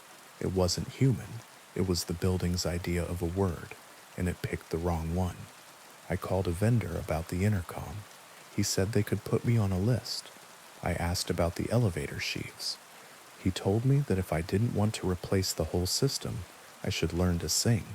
I left 2 messages for the management company and got one polite return call that said, "We hear you," which is what a body says to a tumor when it's busy. That night, at 2, the building woke me again. Not the speakers, the pipes. There's a particular moan old copper makes when it cools. There's another the risers make when the top floors shower at once, and the water has to choose. This wasn't that. This was every elbow and union and sag in the whole system, inhaling at once. Then the building exhaled a sound so low, I had to put my ear to the radiator to know it wasn't my heart. Mia in 12E called the desk. She is the type of person who uses my name when she's asking for something and nothing when she's done. "The apartment is crying," she said without preamble. "Steam heat does that," I said, sitting up. "The couch springs have learned my shape too well. It's old. It remembers things it shouldn't." "No," she said. "It said my mother's name. Names travel," I told her, "through the pipes, through the shafts, someone on another floor. No one else knows it." She breathed, and the phone did a small, sympathetic click. "The old one, the one we don't say, because we started a new life. Do you want me to come up?" "No," she said quickly, and then softer. "Yes, I took the stairs, because elevators make me feel watched now. The hallway on 12 holds sound like a chapel." Mia's door was open, chain off, which meant she wasn't thinking about safety anymore. She stood in the center of her living room, arms crossed tight, as if her ribs had promised to hold her together. The radiator in the corner was hot enough to be a sin. It hissed with effort, like an old man dressed too warm on a spring day. In the hiss, a breath, and then Anya, Mia covered her mouth. I went over and laid my palm on the iron. There was a rhythm to it, a slight lift at the end like a question. The pipes have tone. Sure, the whole building plays itself if you're inside it long enough. But this was formed. This was a name stuffed into steam like a note in a bottle. In the silence afterward, the floor above us let go a slow creak, not the movement of wood, but the kind weight makes when it decides to settle for the night. I looked up and saw in the ceiling stain by the window a shape I had never noticed, a woman's hair, or a tide that had chosen a direction. Mia said, "How long will this go on?" And I told her a lie I thought she could spend. "It was cold tonight. It will stop. The building complains when the weather changes." I changed, she said, without looking at me. I started keeping a list of the building's noises, not the usual, those I keep anyway, because if you don't write down what happens the same way every day, it grows teeth. The list had a column for time, one for location, one for what the sound sounded like before I told myself it was pipes. Intercom scream, 0358, building wide. Cable hum, 0112. Elevator hoistway, radiator whisper, 02912E. Anya. I didn't add Mr. Dunning's death because you should not let buildings make your lists for you. The Charlemagne didn't care whether I wrote it down. It had its own list. 2 days after the pipe spoke Mia's old name, something woke me again. Noises learn you if you listen too hard, then they use themselves on you. The lobby camera showed the front door easing open without hands. Wind does that. There's a trick to old doors where the pressure and the hinge play a game, and the wideness of the hall invites. The door swung to, slow and ceremonial, then closed. The doormat shifted as if something had brushed it with a knee-length coat. A single gray hair blew across the tile and got stuck on the brass strip. On 7, the elevator sighed itself into place. On 6, a child cried once in his sleep. On 3, water moved behind a wall as if a person had leaned there to listen. On 9, the phone in the hall outside 9A, God knows why we still keep a hall phone on 9, rang once and kept the idea of ringing long after the sound died. At 4:14, the intercom popped twice and said perfectly clearly, "Don't answer the door." My hand was already on the knob to go check the lobby. I let go of it the way you let go of a stove when you realize it's on. I stood in the night office and listened to empty air, willing it to have nothing else to say. Across the hall, the bulletin board with outages and please break down your boxes and notice of annual lint trap clean had a new sheet pinned under a push pin with a bent head, a rectangle of paper cut from lined notebook, the edges ragged in the way a person's teeth rag a piece when they are trying to rip and keep it straight. On it, in a hand I didn't recognize, she calls before. I took it down and held it under the desk lamp, like a cop in a movie I don't believe in. The ink had bled in 2 spots, tears or careless. In the bottom right corner, tiny and careful, 12E. I went upstairs. Mia's door was closed, chain on. I knocked once with the softness of someone who knows doors and their limits. She didn't answer. Through the wood, I heard the slow turn of someone's foot on the floorboards, and then the deliberate nothing people make when they decide to pretend they aren't home. The city has a notion of itself in the small hours. It's not the one the tourism board prints. It's the shape of light on a cracked tile.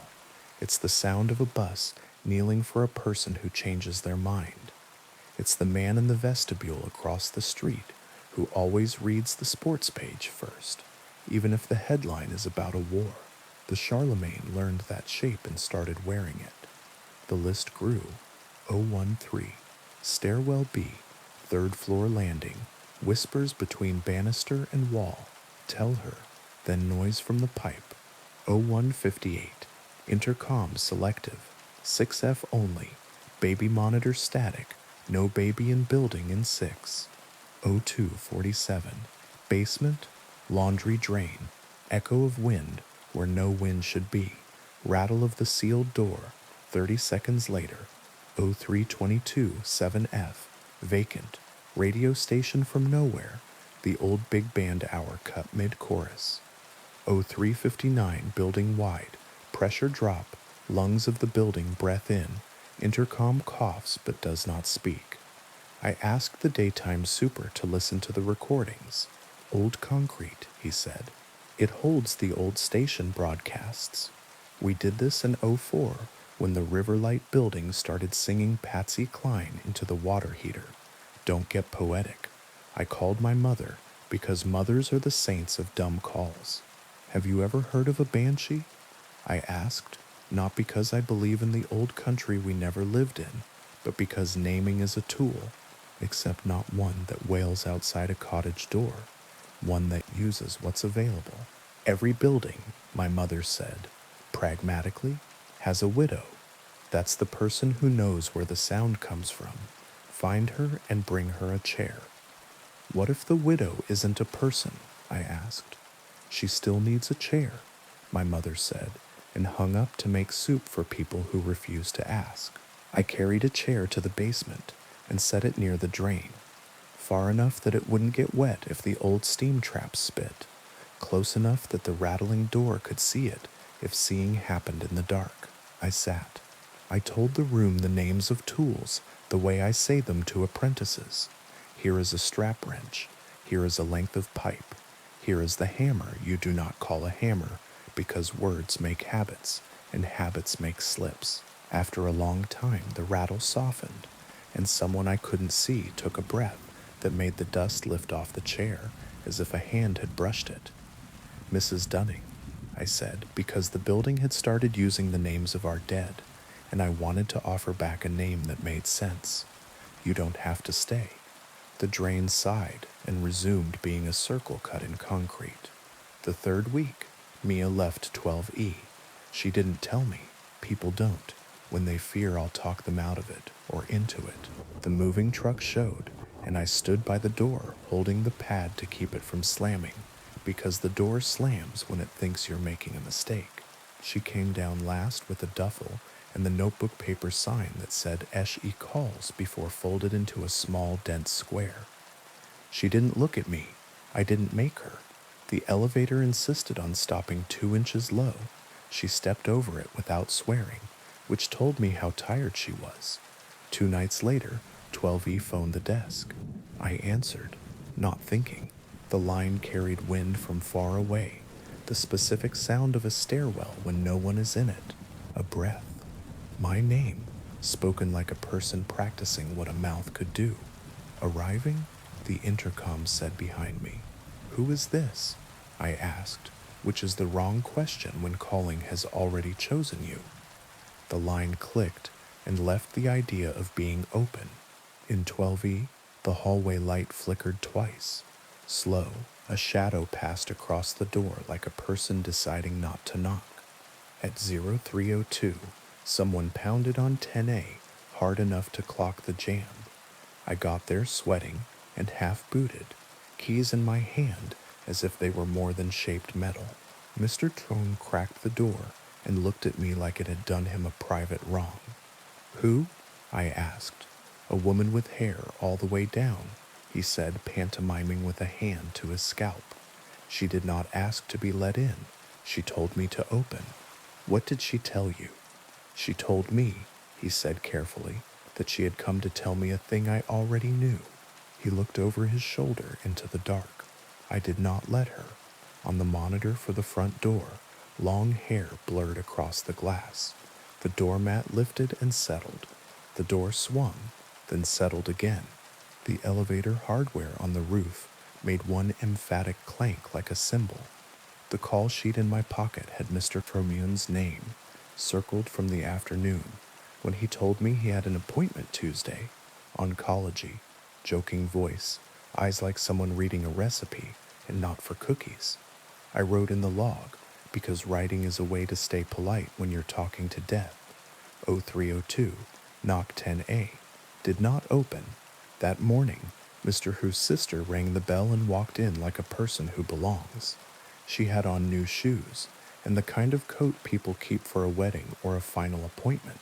She took the elevator without asking, and came down an hour later with a small bag and a face arranged carefully into an expression she wouldn't have liked to be caught with in public. She nodded at me the way you nod at the hungry, grateful, apologizing, and left. The Charlemagne kept its throat clear for 2 days. I took the opportunity to do normal work, changed 2 boiler gaskets, one without swearing, freed a stuck sash in 8C, wrote a note to the management company suggesting winter paint would be useful in spring, swept salt from the lobby so the marble wouldn't forget itself. I almost believed in ordinary. On the 3rd night, the building started using the phone. No one was at the desk with me at 2 a.m. because no one is, and the list of the building's noises had grown quiet enough that my hand started to look like my father's again instead of something I had borrowed. The phone on the wall rang once. It's the line people use when they want me right now. I picked up my pen first because old habits say that when a thing rings, you'll need to write down the name of a man who wants something you can't give. I answered. The room grew one size smaller. She calls before, the building said, into my ear in Mia's careful voice. Before what? I asked. Before, the building said, as if that explained anything a human could punctuate. The call ended. The line stayed open. The dial tone hummed under my skin, persuasive as a warm bath. I hung up. The phone rang again. Mrs. Patel stood in her doorway across the lobby and stared at me like a person who has decided that if you looked at a dog long enough, it would admit a trick. I smiled with half my mouth and lifted the receiver again, because I don't know how not to. A whisper, "Don't answer the door." The line clicked dead. When you have lived inside a building long enough that you know which handrail hums and which handrail sighs, you start not believing in coincidences. I took the stairs to 9 because 9 keeps secrets. The hall phone there, Polaroid yellow, its cord coiled in the exact amount of mess the day is willing to stand, rested on its shelf like a pet. Its receiver was just barely off the hook, as if someone had set it down so gently the phone wasn't sure whether to tell anyone the line was open. I lifted it, expecting to hear nothing. A sound came back, not voice. Wind through teeth, a woman catching her breath after running the kind of distance that wasn't yards. The little click of a tongue wetting its lip. Then a word, not in English. Then, perfectly clear, arriving. I said, "You have to stop that."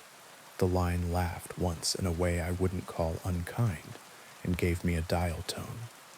Since the day my father died, I have believed in 2 kinds of warnings, the useful ones that tell you how to stand so your back will not break, and the useless ones that tell you a truck is coming too late for you to step aside. The Charlemagne offered both. The building said don't answer the door, and I listened, and Mrs. Korliova in 2D didn't, and the nurse who came with the oxygen tank did not have to ring twice. A week later, after 3 knockings that went unanswered and 2 pipes that whispered names I have not written because they are my own, I was down in the laundry checking the lint traps for the annual notice and thinking how no one ever reads it when the sealed door in the back wall rattled like someone on the other side had woken from a long sleep and wanted air. I set my palm against the cold paint. The rattle wasn't a hand. It was the way wind insists when it has something true to say, and the world has built something dumb where it needs to go. I pressed my ear to the seam and heard plumbing behave in a way no inspector would sign off on. Pipes set as a mouth, moving whispers along from floor to floor until they pooled here in this dumb end room where steam used to go to rest. In the whisper, my name, then another, a list like someone holding roll call at the end of a shift. "Do you want me to open it?" I asked the old paint. The building inhales when you make bad offers. It didn't. It waited. "I can't," I said, more to myself than to Brick. Even if I could, I'd be unwriting work other men did. They knew something I don't.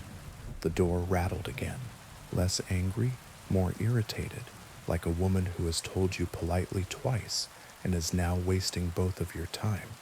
Then the building exhaled through the drain in a tone that lifted hairs. In it, a phrase my grandmother said when she didn't want us to go out on New Year's, not because of drunks, though there were those, not because of cars, because she calls before, and we are not always good at telling women no. After that, the calls became precise. The intercom wail moved from building-wide to surgical. 2 tones and then arriving, then a floor, sometimes a number, sometimes a name. The building had decided to practice being bureaucratic about what it wanted. No one wanted to be the person I told about patterns in a night. I told them anyway. If you hear the speakers pop twice, I said, call me. Don't open, not until you see me. It's an old building, the management said. You can't frighten people with stories. It's a building that eats names, I said, and left the phone where it couldn't reach the rest of my mouth. The night I realized it had decided on me, I was unlocking the roof so the vent tech could get where he needed when the intercom clicked twice, building wide, and said my name, not my job. Arriving, it added like a boarding announcement. I stood very still. Not yet, I said to the nearest grill. The grill breathed on me in response, the clean dust smell of air that's tried. I felt the building collect itself. I went down. I put a chair in front of the door of the night office and sat with my hands on my knees like a man in a small town, police station in 1954, who knows who's coming and why. I removed the intercom fuse and set it on the desk so the building would know I was serious. Then set the fuse back where it belonged, because promises are tools you don't use unless you can hold them all the way. At 03:59, the intercom did not speak. At 04:03, someone knocked on the glass of the front door, polite like a widow. I did not answer. The door swung open an inch and closed again, because hinges have habits too. The mat lifted, settled, lifted. On the monitor, the burn-in of every person who has stood too long in the lobby grew brighter for a second, like a long exposure photograph trying to collect itself. A woman in a coat that knew we used to have fur turned her head and faced the camera. Her mouth moved. I could not hear her. I lifted the receiver of the front desk phone. No dial tone. I set it down, and the phone rang. I picked up and heard the sound of the stairwell on 9. Then don't answer the door. I know, I said, to the building, to the stairwell, to my father, who taught me that if a man knocks at 3 in the morning, he is selling either Jesus or violence, and on the right street those are the same thing. I waited. At 04:14, the intercom in 12E crackled. The apartment Mia used to have, the one that still smelled faintly of rose soap when I'd fixed the sill last, and said in the careful voice the building had learned from her, she calls before. The pipes breathed in, out. The drain in the basement sighed. The elevator twitched and stayed where I had told it to. The knock on the front door came again, the polite kind. Again, again. On the fourth knock, it lost patience, and the frame answered with a deep, low thud that made me think of trees that forget which direction is up. I stayed in the chair. The building stayed. At 04:25, the knock stopped. The doors to the mailboxes rattled in sequence like someone running their hand along a xylophone. A woman's hair crossed the lobby once, twice again, and then nothing. The phone breathed. The intercom slept. I waited until 05 to stand, because the shape of 4:30 belongs to the dead, and I didn't want to make a habit of violating their hour. When I did, the lobby smelled very faintly of rain, though nothing wet had come in from outside. The brass strip at the door had a single gray hair caught in it, and when I pinched it free, it crumbled like ash. At 6, the building did something I had never seen it do. It let morning in. The glass went the real color of dawn, cigarette paper, then tea. The marble remembered how to act expensive. The monitor lost some of its ghosts and showed only the doormat and the day. Mrs. Patel came down with a bag she refused help with, because refusing help has kept her alive a long time. She looked at me, and for the first time since intercom scream night, smiled with her whole face. "What did you do?" she asked. "Sat." I said, "Good." She said, "Men get up to make a mess. The Charlemagne has not stopped calling since. It doesn't call every night, and it doesn't always ask for anyone we know. Sometimes it says a name that belongs to a person no one remembers, until someone in 4C says she had that teacher in second grade who wore her hair high and said the names of birds in a way no man could stand. Sometimes it says a floor, and we all wait, and nothing happens, and you'd be a fool to think that's the good kind. Sometimes it whispers into the pipes and the stairwells and the hall phone on 9, and sometimes it offers no warning, and an apartment gets very quiet, and a person sits down, and the city grows one grief heavier and one voice louder when it asks for quiet. But it doesn't come in when we don't open. If you rent at the Charlemagne, I will tell you the rules the day you sign, because property managers print rules that matter to insurance, and I print rules that matter to staying. If the intercom pops twice, call me. If it says a name, don't repeat it. Names carry better when you lend them breath. If something knocks softly, look through the peephole, but don't look out the lens. Look at the frame. The frame will tell you if there's weight on the other side. If you hear a woman's hair move across the door, and it sounds exactly like your mother's when she shook rain out of it in the kitchen, make tea and wait for it to stop. If the elevator hums, take the stairs. If the hall phone rings on 9, let it. I will answer. I have the kind of ear the building prefers. I don't always like that, but I'm here. If you need to leave, leave quickly and take nothing that teaches the building your weight. If you have to stay, bring a chair. Sit somewhere the building can see you. Be patient. Fill a room with the names of tools and soups and street corners until the night remembers how ordinary it can be when it tries. If you must cry, cry at 5. 4:30 belongs to other business. We hung a small brass plate by the front door last week. The board approved it after arguing about fonts. It doesn't say Charlemagne or no bicycles in lobby, or even built 1923, like the finance men crave. It says, don't answer the door, and then, beneath, in smaller letters, a lawyer will pretend are a joke. She calls before. Most nights the plate is just a plate. Some nights, if you look at the lobby camera, when the intercom sleeps and the drains take their own kind of breath, you'll see the burn-in of a woman in a coat. Read the plate carefully, as if she's decided to be polite about it, and step back into the glass. Then the doormat will lift and settle, and the marble will warm under the idea of morning, and we'll begin again with laundry and packages, and boilers, and a hand-run vacuum, because machines wake ghosts, and someone somewhere in the neighborhood will tell a story about a banshee with an old voice. They're wrong about the voice, but they're not wrong about the telling. Now, on to the next story.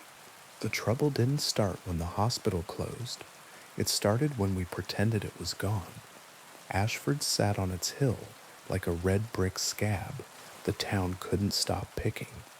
20 years of weather had gnawed the cornice, vines pulled at the lintels, windows gaped with black squares where glass used to be teeth. Still, the building kept its posture, chin up, listening. Teenagers dared each other through the front doors. Ghost hunter channels climbed the stairwells for clicks. We told each other the place was basically a ruin, which is something people say when they want a thing to stop having obligations. I'm a paramedic. Buildings that refuse to be finished are my workplace. You learn their moods the way you learn families. Which door sticks, which elevator lies, which hallway collects the fights. But a building isn't supposed to watch you back. You're not supposed to feel the light in a broken window tilt to follow you as you cross a parking lot. The first Ashford patient we got in the ER made it hard to keep performing indifference. He came barefoot through the automatic doors at 2 in the morning on a police escort, clothes torn, soles shredded by glass. He wasn't drunk. He wasn't high. He smelled like wet plaster and the inside of a pipe. He hugged his head as if he could make his skull one size smaller. Don't let the windows see me, he told me when I knelt by the gurney. He wouldn't let me shine my light in his eyes. He flinched from the stainless panel on the cabinet. He turned the monitor screen away from himself with a frantic hand. Cover them. Everything that can see you back. The attending ordered a sedative. Tamsin, the triage nurse, the one who keeps a spare banana in her pocket and hands me crackers when my blood sugar forgets to exist, stepped in with the syringe. The man looked straight at her and smiled with too many teeth for the rest of him. "They already marked you," he whispered. "It's too late. You looked." She flinched. He couldn't have known she'd gone to Ashford the week before with her boyfriend and two of his idiot friends to film some urbex, as if the word could make a century behave. I only knew because she'd laughed about graffiti, helped me written upside down, while we restocked oxygen. The sedative took him down. We tucked sheets over his cut feet and told the chart a polite lie. Agitated, likely intoxication. Observe. 2 days later, Tamsin's husband found her at dawn, sitting on the sofa with both hands in her lap, staring at the black TV. Her eyes were wide enough to sting. She didn't blink when he said her name. When he switched the TV on, she flinched so hard she bit her tongue and started to cry without making a sound. They admitted her to psych, EEG normal, MRI clean. The note in the chart said, catatonia, with a question mark, because charts like punctuation when certainty is expensive. The rumor in the break room said it out loud. Ashford followed her home. A week later, we hauled in a college kid who'd gone in with friends. They said he'd paused at the second-floor bathroom mirror as a joke, then wouldn't stop looking. By the time they dragged him out, his palms were bloody from trying to scrape his own cheeks, as if his face were something stuck on wrong. He sobbed in our rig so hard he couldn't breathe.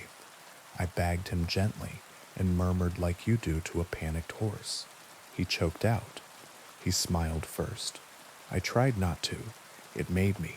That should have been enough to keep me away. But paramedics are bad at believing other people's lessons. We need to touch the stove ourselves. It was my partner who pushed. Dan chews gum like it owes him money, keeps his boots polished for luck, and thinks superstition should be paid in mockery, not reverence. Black mold, he said, when the third Ashford-adjacent call came in, and the plasma screens threw our faces back at us, a half-second slow. Snaky whatever, spores mess with your head. You think mold makes mirrors lie? I asked. I think mold makes people sick. Sick people interpret the world with whatever stories they preloaded. He flicked his gum into the trash with the cheerful spite of a man who has been wrong often and hates to add to the count. Off shift tomorrow, 30 minutes. N95s, we sniff and go. There are 1,000 places I won't follow a friend off duty. Bathrooms in bars, living rooms with men who say they don't need help and keep their fists in their pockets. The hill. I meant to say no, then I thought about Tamsin's wide eyes. I thought about the barefoot man's teeth. I said fine, and hated the part of me that can't leave a bandage unlifted. We parked by the rusted gate just before midnight. The moon looked like a peeled egg someone had held in a hand too long. Our flashlights cut cones through a smell like pennies and rain. The front door lay on its side like a tongue. We stepped over it. The lobby tile cracked under our boots. Graffiti shouted the vocabulary of 16. Help me kill her inside. A wonky pentagram layered until yesterday's jokes turned into a sediment of old fear. We swept the first corridor, patient room doors with narrow wired windows. Our lights stuttered our forms across the glass. Two tall shapes, masks on. I forced myself to keep my light on the floor because floors tell the truth about the day. See? Dan said, trying briskness. Mold and kids. Smell? I asked. We both sniffed like dogs. The air tasted metallic, a battery on a tongue. Mold threaded through. Sure, but not the headline. Halfway down the hall, he stopped. Hold up. My body recognized his tone before my brain did. I felt the small muscle under my eye start its private idiot tick. He raised his light at the nearest door's wired window. 2 figures stood in the reflection. Me and Dan, except my reflected face wasn't moving. Not the eyelids, not the throat. When I lifted my hands slow to prove something stupid to myself, the woman in the glass stayed very still and watched me with interest. Dan's reflection tilted its head like a dog hearing a new word. Dan had not moved. We backed up in even steps. The figures in the next two windows pressed their palms to the glass with a soft, thick thud. Our hands stayed where we'd put them. In the third window, my reflected mouth twitched up, small and private, at something no one had said. We took the stairwell door at a trot that didn't look like fleeing, because pride is a habit you can do in PPE. The stairwell breathed cold. Every landing had a wired glass window. Every window had a face pressed to it. Some of those faces were ours, multiplied and scaled wrong like a child's collage. Some belonged to people I knew and didn't. Tamsin, the barefoot man, a boy who died in July with a pit bull whining at the curb. Every face wore an expression slightly out of time. On the third landing, a mouth opened, as if to ask me to hold something. I did not stop. The basement door stuck and then took offense. We slipped through into air that tasted like burned sugar and batteries. Mirrors lined the walls, standing, leaning, stacked in a jittery circle like teeth. Some wore ornate frames with the silver gone to cloud at the edges. Some were cheap rectangles with the safety film bubbled. Some were wardrobe doors that remembered shoulders. They faced inward, angled to catch a center point. Something stood at that point. I wish I could tell you it looked like a man. It didn't. It looked like the part of a mirror that refuses to be glass. A tall, narrow disobedience. Faces skinned across it. A deck riffling. Mine, Dan's, Tamsin's, the barefoot man's, the college kid. The mouth of each face was wrong. When mine surfaced, she smiled too soon. The mirrors in the circle shivered delicately, a dog's ears at a whistle. The thing lifted an arm and pointed.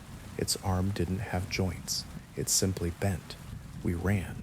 There are choices you get to congratulate yourself for later. This wasn't one. This was the body choosing self over pride, and I led it back up the stairs between windows that tried to be eyes, through the lobby, over the tongue of the door, into night with our lungs on fire. In the passenger mirror of the rig, Dan's reflection smiled when he didn't. In the driver's side mirror, the version of me there breathed easier than I did, like she'd already finished something important and wouldn't share. We didn't file a report. You can't write something wore my face and tested the grin in the same field where you enter transported without incident. We didn't tell the charge nurse, or the cops we like, or each other. Not really. We did what night people do, rearranged small habits and pretended that was control. I taped a rag over the microwave door at the station. I put gaffer's tape over the shiny logo on my watch. Dan stopped wearing mirrored sunglasses. He turned the bathroom mirror to face the wall, like he was disciplining a child. We learned to look down. For a week, the town let us get away with it. Then we got sent to a domestic 2 blocks from the hill. The woman met us on the sidewalk, hugging herself so tightly, her sternum might have hummed. "He won't stop smiling," she said, as if describing a small leak. "He won't stop." Her husband stood in the kitchen with his back to us, facing the sliding glass door. His reflection in it, narrower, slicker, grinned at him. His jaw shook with the effort of not matching. I walked sideways so he had to look at me, not the glass. "Hey," I said, "that tone you learn for men who are losing to an enemy you can't tackle. Look at my nose, not past me, at me." He tried. He accidentally caught the stainless of the fridge.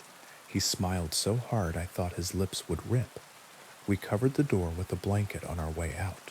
We got him to the rig without letting him glance in the rear window.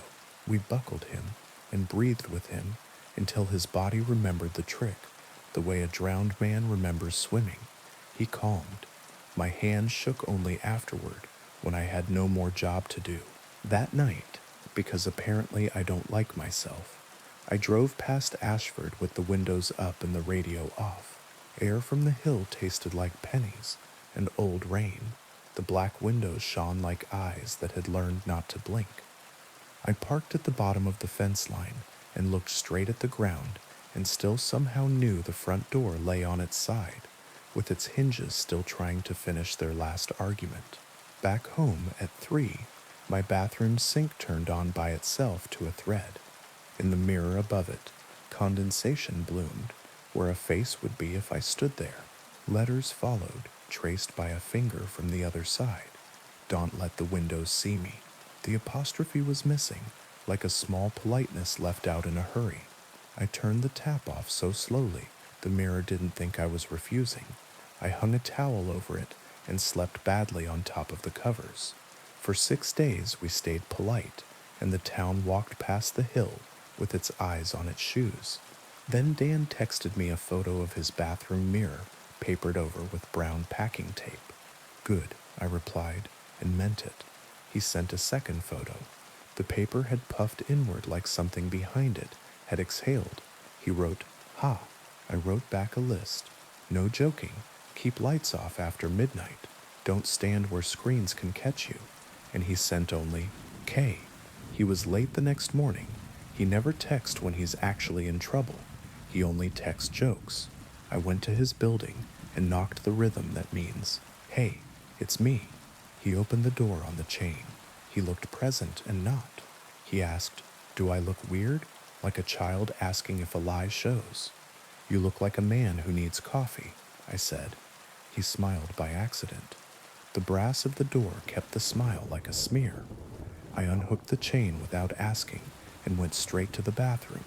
The paper bowed like a sail, then flattened. I peeled a corner. In the fog trapped under the tape, someone had drawn a tidy grin with 2 neat teeth. We worked. We didn't go back to the hill together. We told ourselves that was restraint, when it was really fatigue. Tamsin started to blink again. She kept a sheet over her TV. She avoided the black of her phone screen when it was idle. When I caught her reflection in the microwave, it waved before she did. She laughed once, the sound a person makes when a joke touches bone. Then I did the thing no one had asked for. I went back to Ashford alone. I brought a face shield, not for droplets, for glass. I wrapped my phone in gaffer's tape so it would be a brick and not a lake. I wore a watch with a scratched plastic crystal that refused to reflect. I kept my light on the floor, except when the stairs demanded respect. I talked to the building because I am the kind of person who talks to dogs, cars, and rooms. Just me, I said, stepping over the door's tongue. Small business.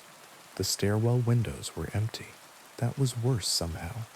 The basement door yielded like a tooth you shouldn't have wiggled.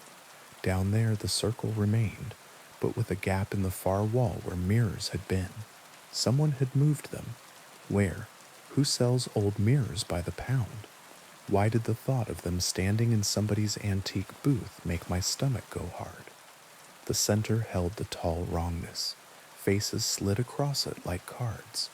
I saw mine older by 30 years. Mouth careful, eyes practical. I saw Dan trying not to grin. I saw Tamsin, hair unbrushed, furious at being looked at. The thing rotated its faces with patience. It didn't move toward me. It didn't need to. "Hey," I said, "because if you're going to be foolish, be polite. You don't get them, you hear me? You don't get my people." The mirrors shivered. The thing tilted. Behind me, at the door, something at floor height dragged one not hand across the threshold. The glass nearest the door leaned in, as if to listen. I stepped around the circle, away from the center. I put both palms against the nearest mirror. The glass was cool, then cold, then warm, the way a hand finds your temperature and tries to keep it. I talked to it the way I talk to a patient's child. Your job is to give people back what the day takes. Haircuts, ties, lipstick, who we are when we have to leave the house. Not this, not doors. The mirror hummed, old TV hum, the kind I could hear as a kid even when my parents thought the set was off. The surface steadied. The woman in the glass matched my breath again, not ahead of me, not with a borrowed mouth. I moved to the next mirror. Palms, talk, third, fourth. The oval with the ornate frame was most stubborn. It kept trying to paste Dan's mouth on my face. I pressed until my wrists ached and told it the list of what my hands have fixed: a kid choking on a grape, a bleeding man lowered gently so his mother wouldn't hear him hit, a prom dress hemmed over a bathtub while someone cried into a towel because she wanted to look like herself and not the idea she'd bought. The oval warmed and yielded my face back to me. I didn't finish the circle. Holiness is above my pay grade, but I spoke to enough surfaces that the room changed shape. The pressure eased, the way a bar quiets when one voice starts a story everyone needs to hear. The thing in the center dragged my face up again and made it grin like it knew something final. I didn't let it keep the moment. I turned my back on it. Movies tell you never to do that. Movies were filmed by people who adore looking. I faced the circle instead. You know your job, I told the glass. Do that. If something tells you you're a door, make it say please. If it can't, be a wall. The shape by the door skittered out. The wrongness at the center hissed, a sound like air abandoning a room. I left before the building remembered my name. I won't pretend I cured anything. People still come in shaking from the hill. The town pulls dumped mirrors out of the ravine like fish and stacks them at the transfer station. Thrift stores have stopped pretending they ever get decent wardrobe doors. Tamsin keeps a sheet over her TV and a hand over the camera on her laptop, and when her reflection waves first, she waves back, small, as if humoring an anxious child. Dan took the paper off his mirror and texted me a picture of a blank tile wall, with the caption it blinked first. I've stopped lecturing my friends. I talk to surfaces instead. I cover the bathroom mirror after midnight. I keep the rig side mirrors aimed at the ground, unless I'm merging, and when I must look, I say aloud, give me what I need, not what you want. The black of my phone screen shows only my thumbprint smears. If it ever shows my mouth when my mouth isn't doing anything, I put it face down. Some mornings, I forget to uncover the mirror on my dresser before I leave for shift. I come home, and the towel is slightly askew, lifted by a finger whip. I smooth it flat. The glass feels cool under the cotton, as if someone on the other side is learning manners. I tell it the names of the people who need it. Kids with bobby pins in their teeth, old men trying to tie a tie again after a funeral, a woman who wants to see whether her hands make her look like her mother's hands yet. I tell it they matter more than whatever the hill thinks it is owed.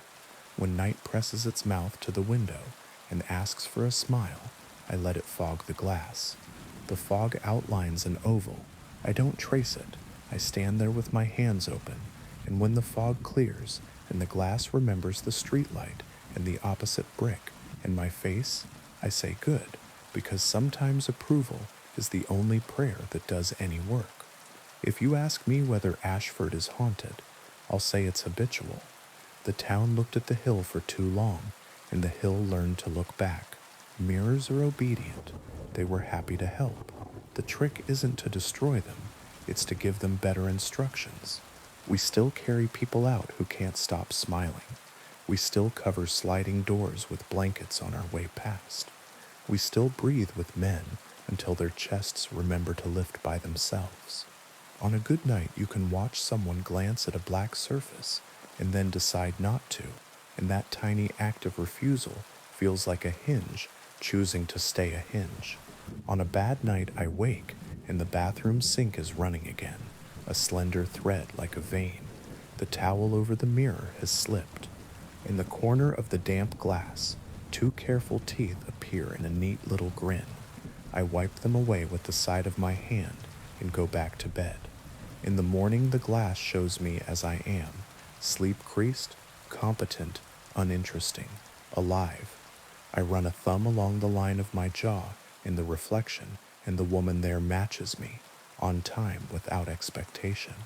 The window behind her shows the river and a cloud. No extra faces, no borrowed smiles.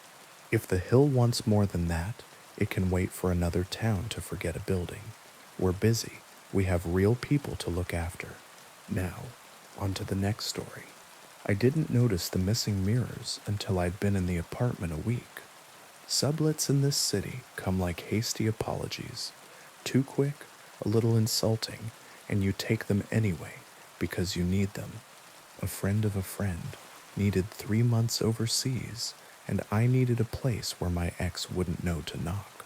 12th floor, pre-war bones, good light, bad heat. I lugged 2 suitcases and a sewing machine up the narrow stairs because the elevator enjoys deciding, and told myself I could make anywhere livable if it had a table. I'm a tailor, nights mostly. People don't think they need clothes fixed until the evening an event eats them. I've hemmed prom dresses at midnight over a bathtub. I've stitched a tuxedo shoulder while a man repeated his vows into a hairbrush so he could get the tremble right. It's honest work, and it keeps me near the hum of the city after hours. I like the hum. It sounds like survival. The apartment was furnished, IKEA pretending to be older than it is. A scratched oak table that had real weight when you leaned on it. Long windows facing the river that the air insisted still existed under the fog. What it didn't have, I realized on the 4th evening when I tried to check whether my eyeliner made me look like I'd slept, was a mirror, not in the bathroom, not behind the bedroom door, not the cheap courtesy square in the front hall most landlords leave. I laughed and propped my phone against a mug and practiced compromises. On the 6th night, a note slid under my door. We haven't met.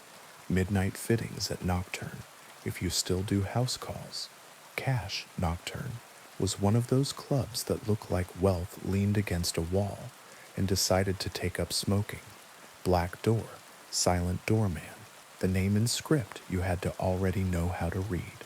I'd never been inside. I'd hemmed 2 dresses on the sidewalk while a girl with an ankle tattoo cried with gratitude and handed me money like it was a secret. I texted the number at the bottom of the note and got an address with no apology for the hour. I packed my kit: chalk, needles, 2 sizes of shears, tape measure, leather thimble that fits only my ring finger, a handful of safety pins, because panic wants what it already understands. At 11:45, I stepped into a night that had practiced being colder and took a bus that argued with its own headlights. Nocturne's door opened as I approached, as if it had been waiting specifically for my footsteps to answer. The doorman nodded like we had a story between us and led me past a velvet rope that might as well have been a border. Inside, the air was money and mistake.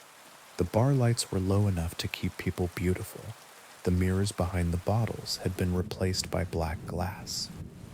"Why?" I said to the bartender, because not saying names is a kind of refusal. He flicked his gaze toward the stairs and returned to polishing a glass he had already polished. I climbed.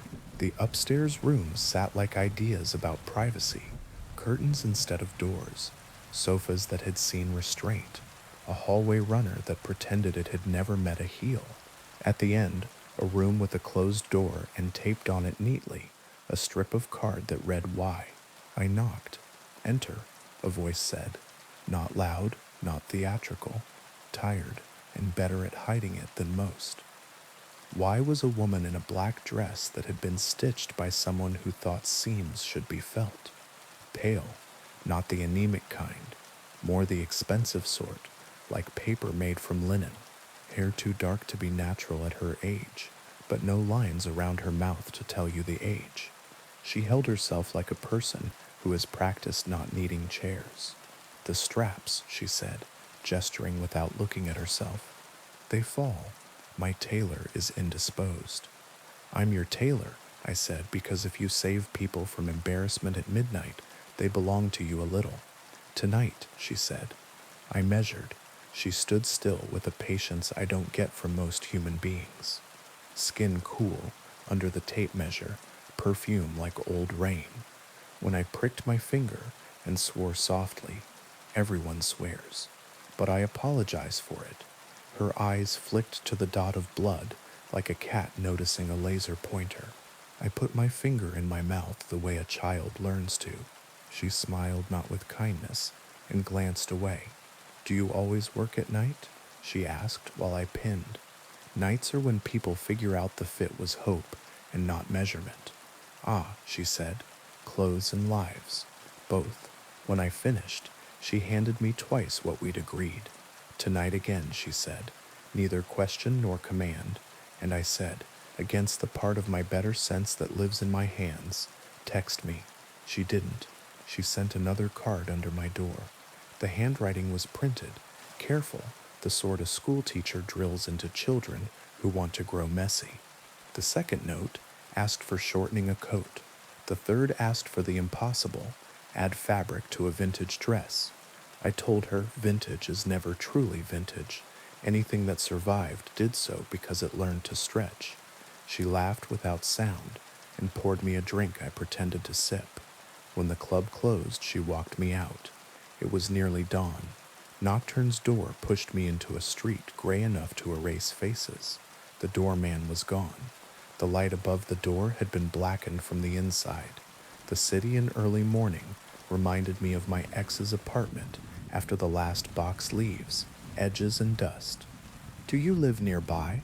I asked, because I am not above needing details to keep people real. Close enough, she said.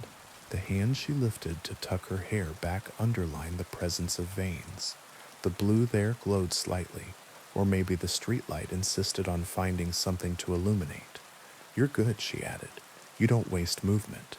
My teacher broke sticks over my wrists when I was 12. I said deadpan, taught me economy. She tilted her head, pleased or pitying. I couldn't tell. Will you come tomorrow? She asked. Where? Home, she said, as if that were a shape the night could hold. The address she texted the next day was mine. I stared at my phone until the rattle in my walls, which has a schedule I pretend not to know, shook a memory loose. The first night I'd moved in, I'd found a box of nails under the sink that had been sorted by size with the care of moral certainty. The second night I'd found a drawer empty behind the stove, too clean, too intentional. The third night I discovered, when I ran my hand along the back of the bedroom closet, a panel that came away under my palm, not like a secret door, but like a direction the wall had been meaning to go. Are you downstairs? I texted. Yes, she replied. Do you live under me? Above, she wrote, and below. I opened my door. The hallway was empty the way a throat is empty between words. I looked both directions, because if you don't check, you'll be the person who tells the at last story wrong. A card slipped under my door while I had it open, cunning as a small animal. I bent to pick it up. Bring a full-length mirror, it said in that careful hand. If you have one. I thought about laughing and found I didn't know how to. I went hunting through thrift stores anyway that afternoon, asking for something every storekeeper told me they never got anymore. People keep mirrors, a woman behind a counter told me over a cup of coffee that costs $2 in a city that considers that price antique. Or they break them where they stand. Bad luck follows movers. Or, she lowered her voice like a choir, someone's buying them up. In the end, I settled for a wardrobe door with a beveled glass set into it. It took two of us to carry it up the stairs. I tipped the other person more than I had, because the weight of glass makes me grateful. At midnight, the card came again. Now, I set the wardrobe door against my wall and opened my apartment door. The hallway smelled like rain and varnish. The scent stair rails release when they decide to admit they were once trees. I stood, stupid, holding the edge of the door with one hand and my sewing kit in the other, the mirror standing in my doorway like an extra person at a party. Well, I said to no one. The mirror moved, not slid, not pushed. The glass wavered like heat rises. I saw my face and then behind my left shoulder, wise. The hallway behind me reflected empty. The glass insisted otherwise. Y lifted a finger to her lips. I stepped sideways because I have the habit of obeying the improbable when it's polite. She stepped out of the mirror. She didn't disturb the surface. She simply existed where she hadn't been, and the air rearranged itself around her with that faint electric feeling you get when you stand too close to a working transformer. Up close, in daylight, or the nearest thing to it, the city allows, the veins at her wrist shone like lines in a map to a country that shouldn't exist. You want me to sew inside that? I said, nodding, because if my mouth opened any wider, I wasn't sure what would come out. Not tonight, she said. Tonight I need help. Help is more expensive, I said, because reflexes save you from panic. She smiled with something like fondness. How much to carry a mirror downstairs? Depends if it tries to talk. It won't, she said. It's tired. We carried the wardrobe door down one flight. On the landing outside 11B, where the rail knits itself, a mark darkened the paint. Something had leaned there often enough to make the wall learn. We set the mirror there. What is this? I asked. A door, she said simply, that's been very patient. It was a mirror. My face, hers, a faint diffusion of the stairwell, all there. As I watched, the area that reflected the opposite landing went odd, the way a puddle in a hot street shakes. Pew put her palm flat to the glass. The only time I had seen a hand so pale touch something that gently was in my ex's grandmother's kitchen, where she would pat dough down as if she were apologizing. I reached up and put my hand next to hers. The glass was cool and mildly electric. It ticked under my palm like a clock. Who's buying up the mirrors? I asked, not because I thought the answer would help, but because words keep your mouth from asking worse questions. We are, she said, all of us. It's becoming difficult to find reflections that don't belong to other people. Why? Because, she said, and the tick under my hand became a hume. Doors close when they're told to. We tell them not to. The glass fogged under our hands, the way your breath fogs it when you are 12 and writing a name with your finger at a slumber party, and then cleared. The stairwell reflected back wrong. The shadows on the opposite landing slouched where no shadow should be. The banister's brass wore a scar it doesn't. Something moved on the other side, slow, patient, close to the ground, as if its knuckles dragged. Don't open, Y said under her breath. I don't open doors when someone tells me not to, I said, watching the other stairwell door blur between states. On our side, the building sighed, the long contented exhale of a radiator that remembers summer. On the other, a hand skittered onto the landing. Not a hand. The idea of one. Too many joints. The glass cooled abruptly. Who's that? I whispered. A debt, Y said. From before they named this place. We keep it out. Some of us better than others. I started, then stopped because there are words you don't say when a mirror is listening. Husbandry, she said dryly. Call it that. Of the night, of hungers, of doors. Pick the one that lets you sleep. The shape on the other landing retreated. The brass in the reflection lost its scar. The fog under our hands dissipated in a final delicate lace. Y lifted her palm. She had no print. The mirror held an after image of the both of us for a few seconds and then obeyed light again. How many mirrors do you need? I asked, useless and honest. As many as we can manage, she said. We seed them in places we live. We keep the day wearies and the night out. Sometimes, lately, the day wants the night too much and comes looking in glass. You said you needed help, I said. I do, she said, and did not look at me. She led me to her apartment, not above, not below, exactly. A quarter turn of hallways, and we were in a room with no windows and a smell like stone after rain. The walls were hung with empty frames, gilt, wood, metal ornate as bad jewelry. Inside each, black glass, not painted over mirrors, not televisions. The first thing you learn working with thread is that different darknesses have different weights. This darkness had texture. It ate your gaze first, and then your certainty. Trouser hems, she said trivially, holding up a pair of men's pants. He'll be here at 1, 17 and a quarter on the right. Left is a hair off. Why me? I asked, reaching for chalk and grateful that my hands know what to do while my mind rearranges. Because you work without looking, she said, and because mirrors don't like you, everyone else's breath fogs them. You leave nothing. Rude, I said, but my belly knew what she meant. My ex used to complain that selfies made me look like a stranger. Not bad, not false, just lagging, like an accent from a home I never had. Which watched me measure and fold, pin and double check. Who taught you to work by touch? My grandmother, I said. She used to sew with a cigarette in her mouth and never drop ash. Did she tell you that in some houses, mirrors go to sleep?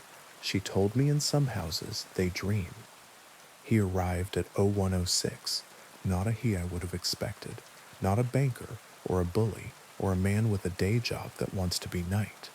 A boy, really, late 20s at most, tense shoulders that didn't know how to be beautiful yet, eyes that would be tired if they weren't too busy being eager. He didn't cross into the room. He stood just outside the line of its door frame. Ma'am, he said to Y, and he said ma'am, like he'd grown up in a house with 2 sets of rules and was trying not to break either. He handed me his trousers with a gentleness I reserve for childhood toys. You're the tailor. I am, I said, and knelt to mark his cuff. His calves were strong in the way men get when they run at night. The chalk slid. I steadied. The hum behind the black glass stuttered, then steadied again, like a song the building and Y could both remember. Do you have mirrors in your apartment? I asked, not looking up. It's easier to ask intrusive questions when the person thinks you are counting. 2, he said. Y sucked her teeth softly. We took the rest, she said to me. To him she only lowered her voice. You promised. 2 to see if I'm dead, he said, wry. To me, sometimes you need to know if you're there. It helps with stares. Mirrors lie, Y said, and for the first time her voice sounded like hunger. He left at 0119. The hem would be ready at 2. My hands are honest. Y set the trousers aside and stared at the black glass on the wall as if it were an old friend trying to outstare her. We keep the worst out, she said flatly. Most nights. Some nights it comes as light. You wouldn't like those. I would if I had to, I said, which is the sort of thing a person says when they have never had to live up to it. You would, she said, and it didn't feel like praise. On my way home, I carried the wardrobe mirror back up to 12. My thighs burned. On the landing, someone had finger-drawn a small symbol in the dust, a circle with a notch like an open mouth. I wiped it with my sleeve without meaning to, and felt the hallway exhale gently in relief. In my apartment, I set the mirror against a wall and covered it with a sheet. The city practiced fog at dawn. Somewhere downriver, a ferry blew its horn in a tone that wanted to be a key. In the glass under the sheet, something ticked. I didn't sleep. I stitched. The hem came out clean. The next night, I delivered it, and the boy's gratitude was so unguarded, I had to look away. Y didn't smile. She rested one hand on the black glass, and the black glass vibrated, cat-like, under her palm. After that, it got worse. Word travels where it shouldn't. Calls in the small hours for hems and bustles, and a seam pressed open and re-sewn on a wedding dress that didn't want to admit it had belonged to someone else's body. People asked for me by name when they had no reason to. Notes with Y's careful hand slid under my door when she hadn't sent them. I caught my own face in the wardrobe mirror at odd times, slightly off from me, as if my reflection had arrived late to a conversation and was trying to catch up. The city's thrift stores ran dry of mirrors, Craigslist filled with pleas, looking for full-length moving sale, good condition, no replies. The club changed its name on the awning every week, and the doorman changed his hat. Inside, the black glass grew heavier, the frames warped like wood under pressure. Why me? I asked Y, one night when I'd put my hands into too many strangers' waistbands without permission and needed to test if I could still hear my own questions. Because you don't open, she said. At the door, in the glass, wherever you first learned the word no. Who's calling? I asked. The city, she said, or what used to be under it, or us when we're hungry for the wrong time. The last thing happened on a Thursday just shy of dawn. My phone alarm had the small, exhausted sound it gets after a week of nights. The wardrobe mirror ticked under its sheet. Someone knocked on my door, not polite, exact. I put 2 fingers against the wood below the peephole and felt no pressure. I looked at the hall, empty. Taylor, a voice said softly. Not Wise, not the boys, not my exes, not anyone who'd ever paid me money. My name, but handled like silk. I need you. I went cold in the way you do when your body decides the blood has better use elsewhere. No appointments, I said kindly. Kindness buys time. Leave a note. It's an emergency. The voice had patience. The seam split. Where? In the mirror, the voice said, and the wardrobe glass ticked loud and small, like a fingernail on a bottle. I lifted the sheet. My reflection looked back. Tired, competent, someone who never takes off her thimble even when she sleeps. Behind my left shoulder, a second room, not mine, taller, older, the kind of plaster you only see in photos of apartments that don't go on the market. A woman stood there, pale dress, no seams, hair pinned at the nape in a way that would force your neck to behave. She held herself like a person who had always been the person other people came to, saying emergency and then waited for orders. The seam, she said, and her mouth hardly moved. It's in the back. I can't reach. I don't do house calls across, I began, and realized how broken a sentence can be. I'm not asking you to come through, she said. I'm asking you to stitch what you can see. There's a stitch, if you sew long enough, that you can do blind. You feel the edge with your ring finger through cloth and make 2 turns, and the thread holds like a promise. I threaded my smallest needle and put my hand flat to the glass. Cool. Y had taught me the trick of pressure. I pressed. The glass hummed. The other room's light sharpened. The seam at the back of the woman's dress gaped. Not fabric, something more like shadow. Through it you could see nothing. Not skin, not more dress, an absence that moved like breath. You shouldn't be held by that, I said before I could decide on carelessness or care. No one should, she said. I set the needle to the glass. It met resistance and then slid, as if I had pushed it through a thin sheet of ice. The thread followed reluctantly, skeptical, then obedient. I used the blind stitch and the rhythm of my grandmother's cigarette smoke, and the memory of a boy's grateful eyes, and the shape of Y's hand pressing black glass to cat's purr. The seam drew closed, grudging but honest. On the last pass, the wardrobe mirror shook once, the way a person shakes when they have decided to stop asking if they are alive and accept it. Done, I said, breathless and ashamed that I was. The woman turned. Her mouth did not smile. Her eyes did, a blank humor like winter light on a frozen river. Send Y my regards, she said, which I did not like. And you? What? Move the mirror, she said, before night. Where? Against an inside wall, she said patiently, as if speaking to a child, so that when the day comes looking in glass, it hits drywall and remembers itself. The wardrobe mirror ticked again, once, sharply, in the glass behind my reflection. The seam held. The other room's plaster shed a little dust. The woman lifted a hand, and the lights in my apartment flickered because the building is too old not to eavesdrop. Then the other room dimmed. The glass showed only me and the sheet in my other hand. I lean the mirror against the inside wall now. I keep it covered except when I need to ask whether my face belongs to me. Nocturne changes its name and stays open. Ye sends notes and sometimes doesn't. And sometimes I carry a mirror down one flight while the stair rails varnish, whispers old sap stories. The boy runs at night and brings me trousers that smell like rain. The thrift stores refill with picture frames and never mirrors. Sometimes people knock. I let some in. Not at midnight. Not when the mirror ticks. I do hems by feel and teach fingers the blind stitch and say no to doors that ask nicely.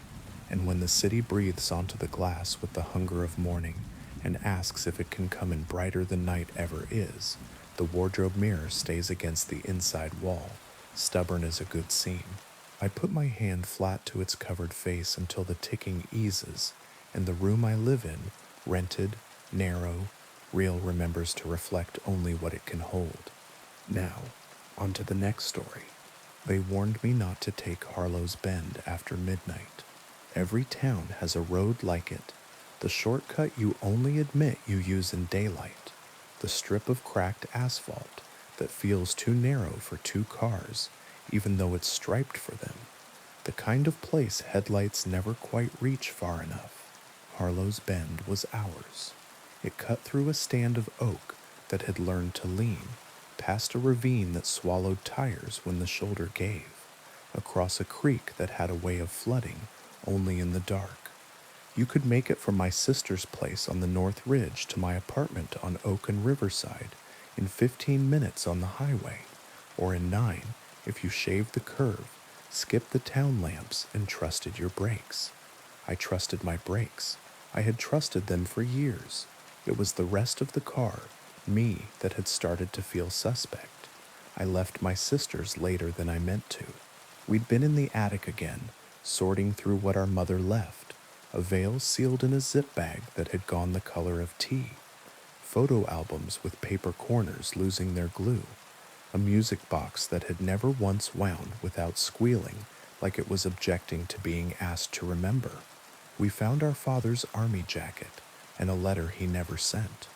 We found the half-finished baby sweater our mother had started for a child that didn't make it to winter. We found at the bottom of a tub of Christmas lights 3 Polaroids of Harlow's Bend in daylight from before the county stopped mowing the ditches. Ribbons of road, nothing to be afraid of. By the time we'd put it all back in different boxes and had exactly the same argument about exactly the same things, keep, trash, no, that's not trash, rain had started, big lazy drops that hit the porch light like moths. My sister offered the couch. I said no. I thought I needed to drive, and if I had stayed, I would have taken the couch long enough to dream the kind of dream that makes you square your shoulders for 3 days. The highway was closed after the river bridge. A crane stood where lanes should be, blinking red like a scolding. The detour sign pointed toward town, long and patient. Harlow's Bend cut 30 minutes off the drive. The sign didn't say not to. The rain wasn't bad yet. I told myself the stories were for kids. I told myself I lacked that caliber of superstition. So I turned down the bend. The first mile is always fine. It's a 2-lane with a line that's more suggestion than law, and the trees don't lean yet. They stand there like they're making themselves available for the idea of a forest. The first culvert rattled my tires the way it always did. I passed the rusty mailbox with no name, where teenagers leave notes for each other in summer. The gap in the fence where the deer pretend they need an invitation. My wipers squealed their small, infuriated squeal. At the second mile, the trees close in. Even in daylight, there's a hush there, the air gone mossy and heavier. At night, the oaks knit their branches like women in pews, and the road loses the word shoulder. My headlights always feel weaker here, like they're working through grief. This time, they felt like they were working through my grief. I leaned forward, chin over the wheel, and tried not to make bargains with my own eyes. The sign came up too fast, and also right on time. Slow curve ahead. It's a rectangle pitted with rust and old BB shots, the kind of sign the county replaces every other year, and this road eats as practice. It was swaying on its post, just slightly, though the night had gone windless. The rain hit it, ping, ping, and the swaying didn't change. Okay, I said out loud. Saying okay to nobody is a way of telling yourself you're the one who gets to answer. I eased my foot. The car did that float thing it does when you find the edge between control and the road, doing you a favor. The radio crackled to life.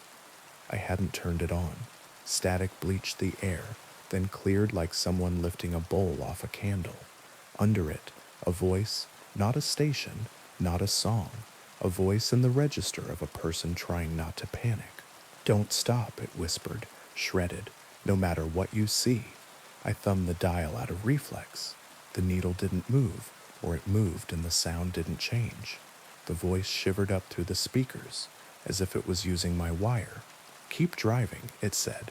Not louder, exactly. Closer. I pressed the power button. The radio went dead. The silence after had a texture, fine like dust. The curve is tighter than it looks. You can make it without touching the center line if you've had enough practice, and nothing unexpected is there to argue. My lights swung, slick across black. They slid over bark, over wet. They found the woman standing at the shoulder. She wore white. Maybe it had been white once. Now rain had glued it to her body. A slip, or a dress, or some nightgown that shouldn't have been anywhere but a house. Hair dark with water stuck to her cheeks. One hand lifted, thumb out, that old American prayer. I have driven past men with signs, and women with strollers, and boys who thought they could outrun cars. I know how not to stop, but she lifted her head and looked straight through the windshield into me. Her eyes were my mother's. I braked so hard the back of the car did a little prayer to physics. The tires hissed on the wet. We stopped. We stood in it. Me, the engine knocking like a nervous knee. Her, head canted, rain dividing into small insistences on her jaw. Mom? I said, because reflex is bigger than adulthood.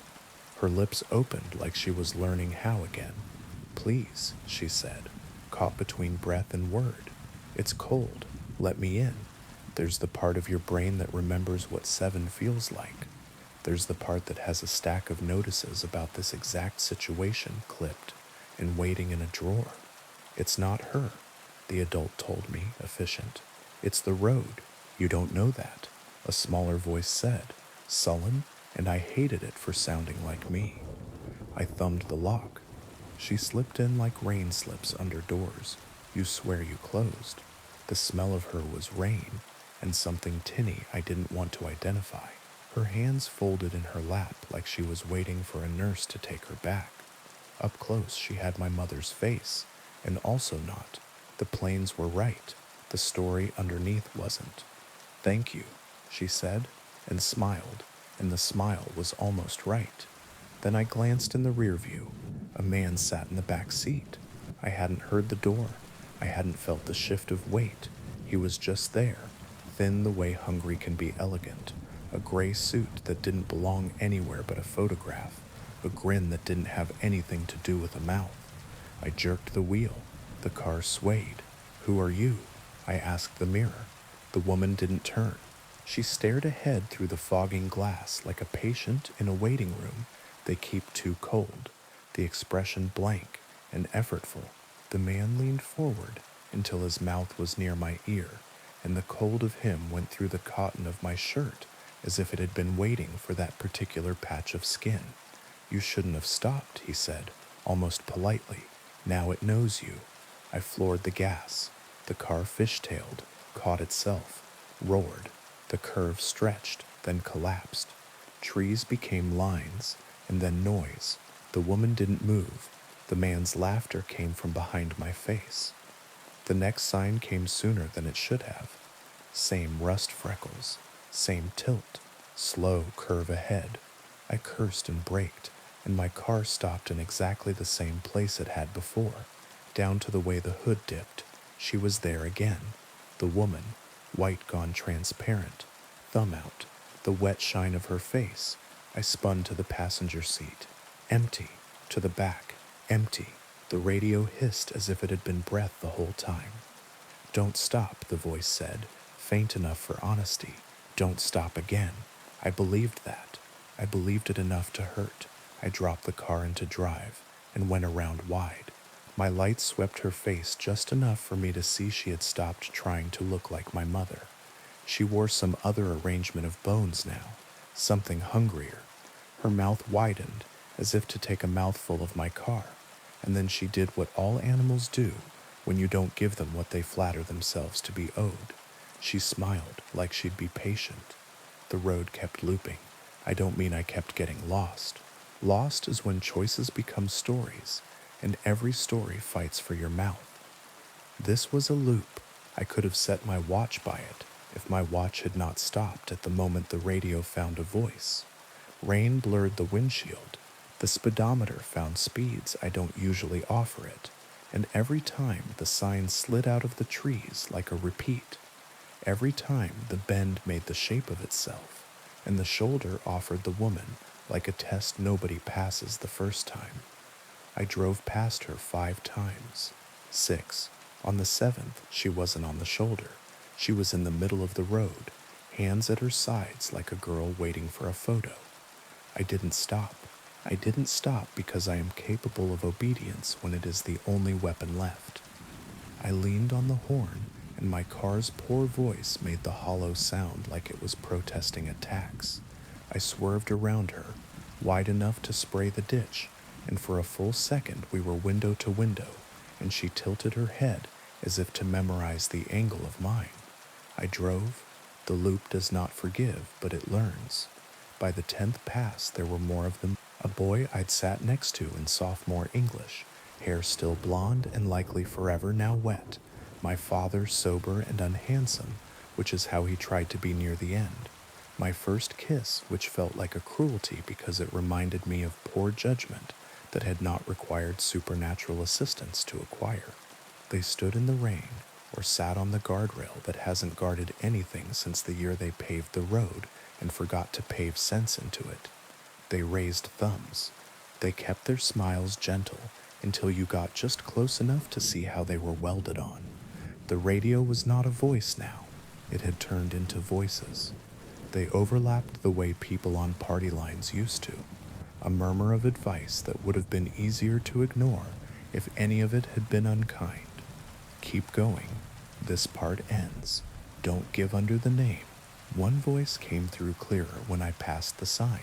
My mother's voice, not the imitation. It said, "Don't pick me up," which is something she never had to say in life, because I have never been able to let anything sit where it wanted without asking it if it needed water. At some point, the numbers on my dash gave up. The green went out of them and left them as absent as the moon. The needle on the fuel gauge headed toward my failure. I did the math you do when you are stuck in a story, and the only way out is to live long enough for it to end. The math did not like me. On the 14th loop, the man in the back seat was there again. No door, no shift, just the particular cold his mouth makes when it wants your ear. "We can do this all night," he said, conversational, like truckers at a counter at 2 a.m. "I can't," I said, and my voice almost broke on the T. He clucked his tongue. "You can't imagine what you can do when you're invited properly." I pressed my finger into the soft place of my palm until the pain brought prayer back into the range of things I remembered how to do. On the 15th loop, something changed enough to frighten me beyond anger. The curve tightened, not by much, by the thickness of a promise. The oaks leaned another angle in, made a roof of the road, shrugged off the sky. My headlights hit a wall of rain, so heavy it looked like a curtain. The sign swayed as if someone had bumped it walking by. When the car broke through that sheet, the air tasted wrong. Less fresh, sharp, like damp copper. "We're in deeper," the man in the back seat said, pleased. "Good. Sometimes it takes a while for you to learn to listen." "I'm listening to the radio," I said, surprised by how steady I sounded. It told me not to stop. "Oh," he said, "that's me too." And he laughed. The laugh wasn't cruel. It wasn't anything. It was patience pretending to be sociable until patience could eat. On the 19th loop, the figure on the shoulder was a girl in a jacket too big for her. Jeans rolled to keep from dragging. The eyes were not anyone I knew. The mouth was. It was mine, at 13, when I discovered what a mirror could do to you if you held its gaze too long without a purpose. She lifted her thumb like hitching was a skill she'd been looking forward to mastering. I rolled past her. The radio whispered, "Good." My hands were cramping from the way I was holding the wheel. My right calf had started to send up fireworks every time I asked it for gas. I wondered if I could make the loop on cruise control, and if letting the car pretend to be me would count as surrender. I did not try to find out. On the 23rd loop there was a light. It wasn't the sign. It wasn't a car. There hadn't been any cars since the crane. It was the yellow square of a window, way off through the trees, up the hill past the bend. It looked like a gas station looks in the middle of nowhere when you have learned how to believe in good luck again. The voice on the radio went quiet. That was how I knew this light was dangerous. I gritted my teeth and drove past the curve and the shoulder with no one on it, and the place where the oaks made a tunnel and the sign that had been waiting. The yellow stayed with me. Then it was ahead again, closer. The road is a thing that thinks it is a straight line until you ask it to be. I reached a cross street that I've never seen in daylight. Four-way stop, wet paint bright, a sign with 3 places I didn't know. On the far corner, a service station that hadn't been built in this county any time I'd been alive. Glass on 3 sides, old pumps with belly dials, a Coke machine that was trying to remember its youth.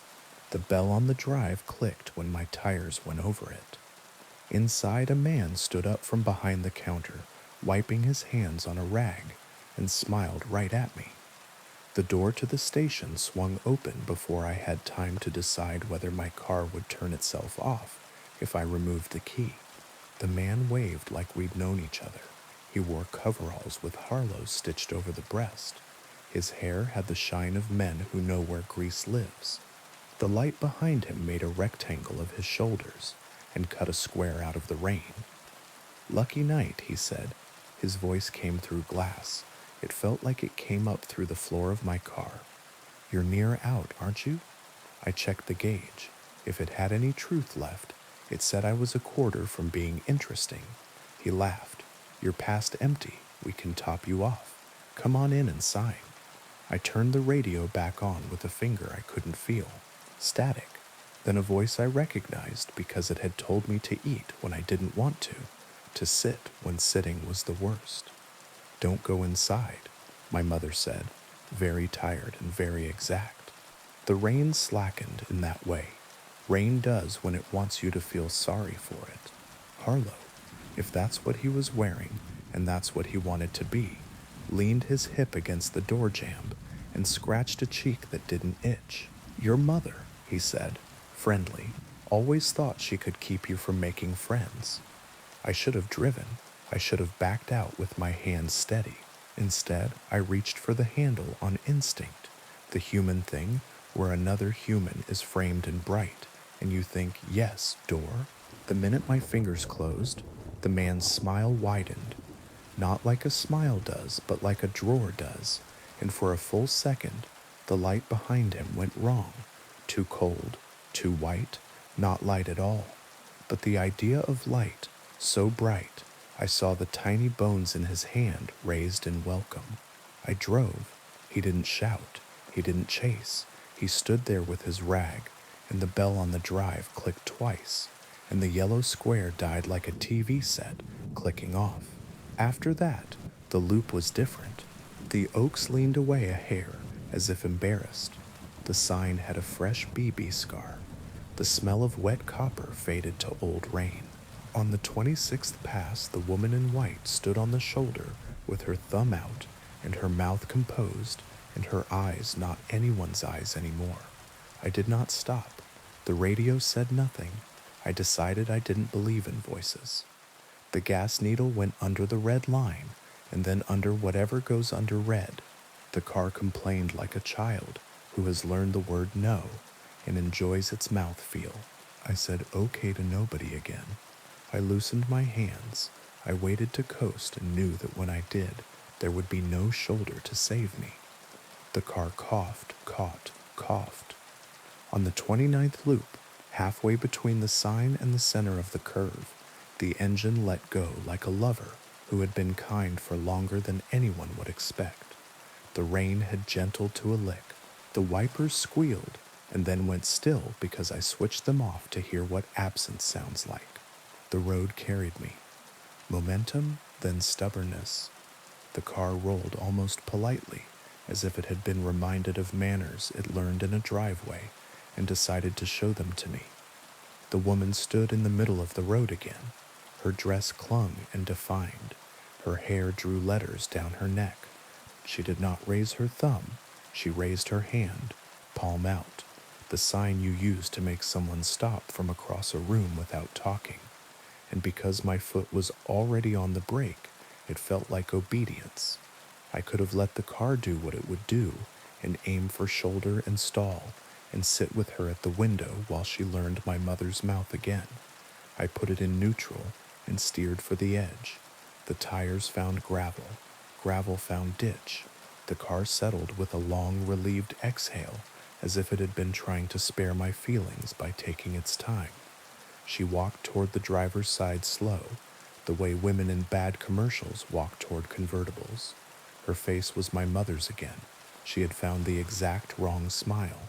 Please, she said, and it was my mother's voice with the morphine gravel in it, and also the small humor a person uses when you are disappointing them. Don't be cruel. I'm not, I said, which was the first true thing I had said to the road. I'm busy.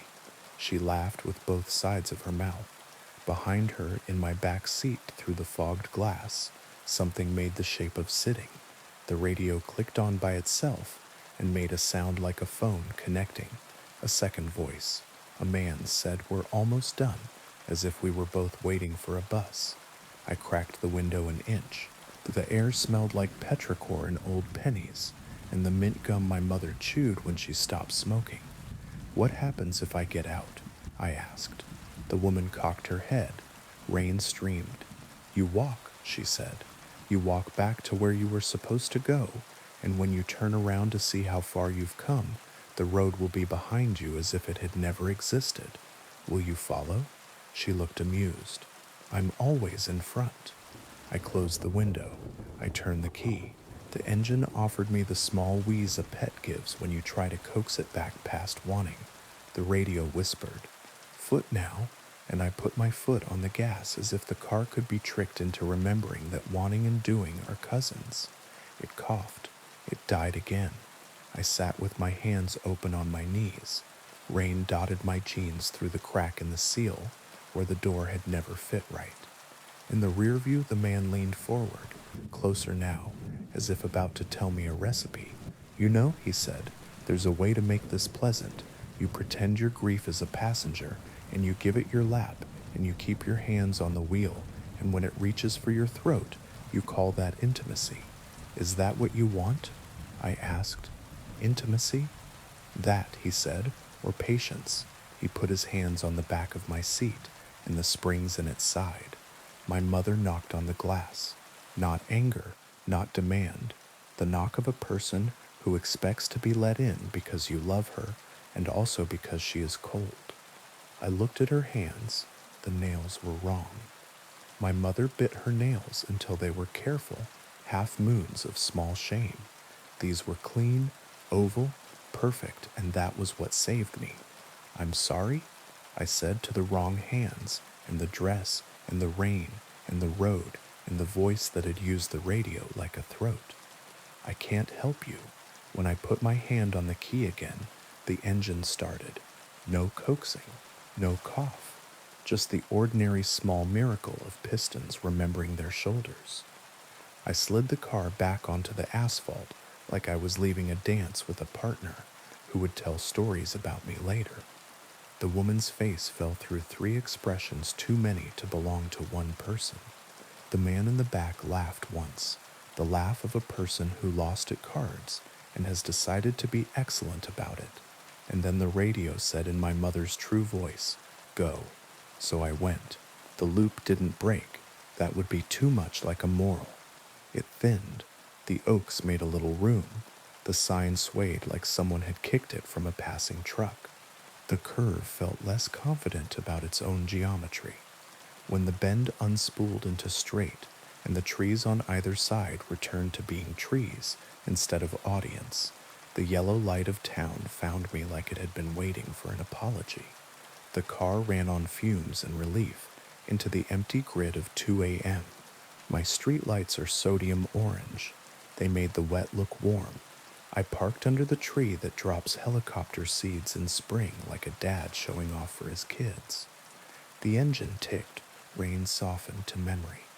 When I turned the key off, the radio clicked and then whispered, so soft I thought I might be inventing it. Home. I sat there long enough for the windshield to fog over the places where my hands had been. When I lifted them, they left prints that looked exactly like prints. In the rear view there was nothing but the back seat, and my jacket thrown on it, and the dent where I'd once dropped a toolbox and lied to my landlord about it. The woman's face, my mother's face, did not swim up. The man did not make himself comfortable. The road did not find a way into my cul-de-sac and rest his elbows on my hood and ask me to step outside. Inside, I hung my keys on the hook my sister insists we have so I won't lose them. I went to the bathroom and turned the light on and looked into the mirror because sometimes bravery is just that mundane. My face was my face. The glass behind it reflected the open door, the hallway with the thrift store runner, the frame of a photograph I had hung crooked a year ago and stopped seeing. I slept with my shoes by the door and a towel over the bedroom mirror. I woke 3 times to the sound of rain that wasn't there. Once I woke to the sound of the radio in the living room, trying to tune itself. I got up and found it unplugged and put the plug on top of it like a parent does to a remote. In the morning, the sun made a promise it doesn't have to keep.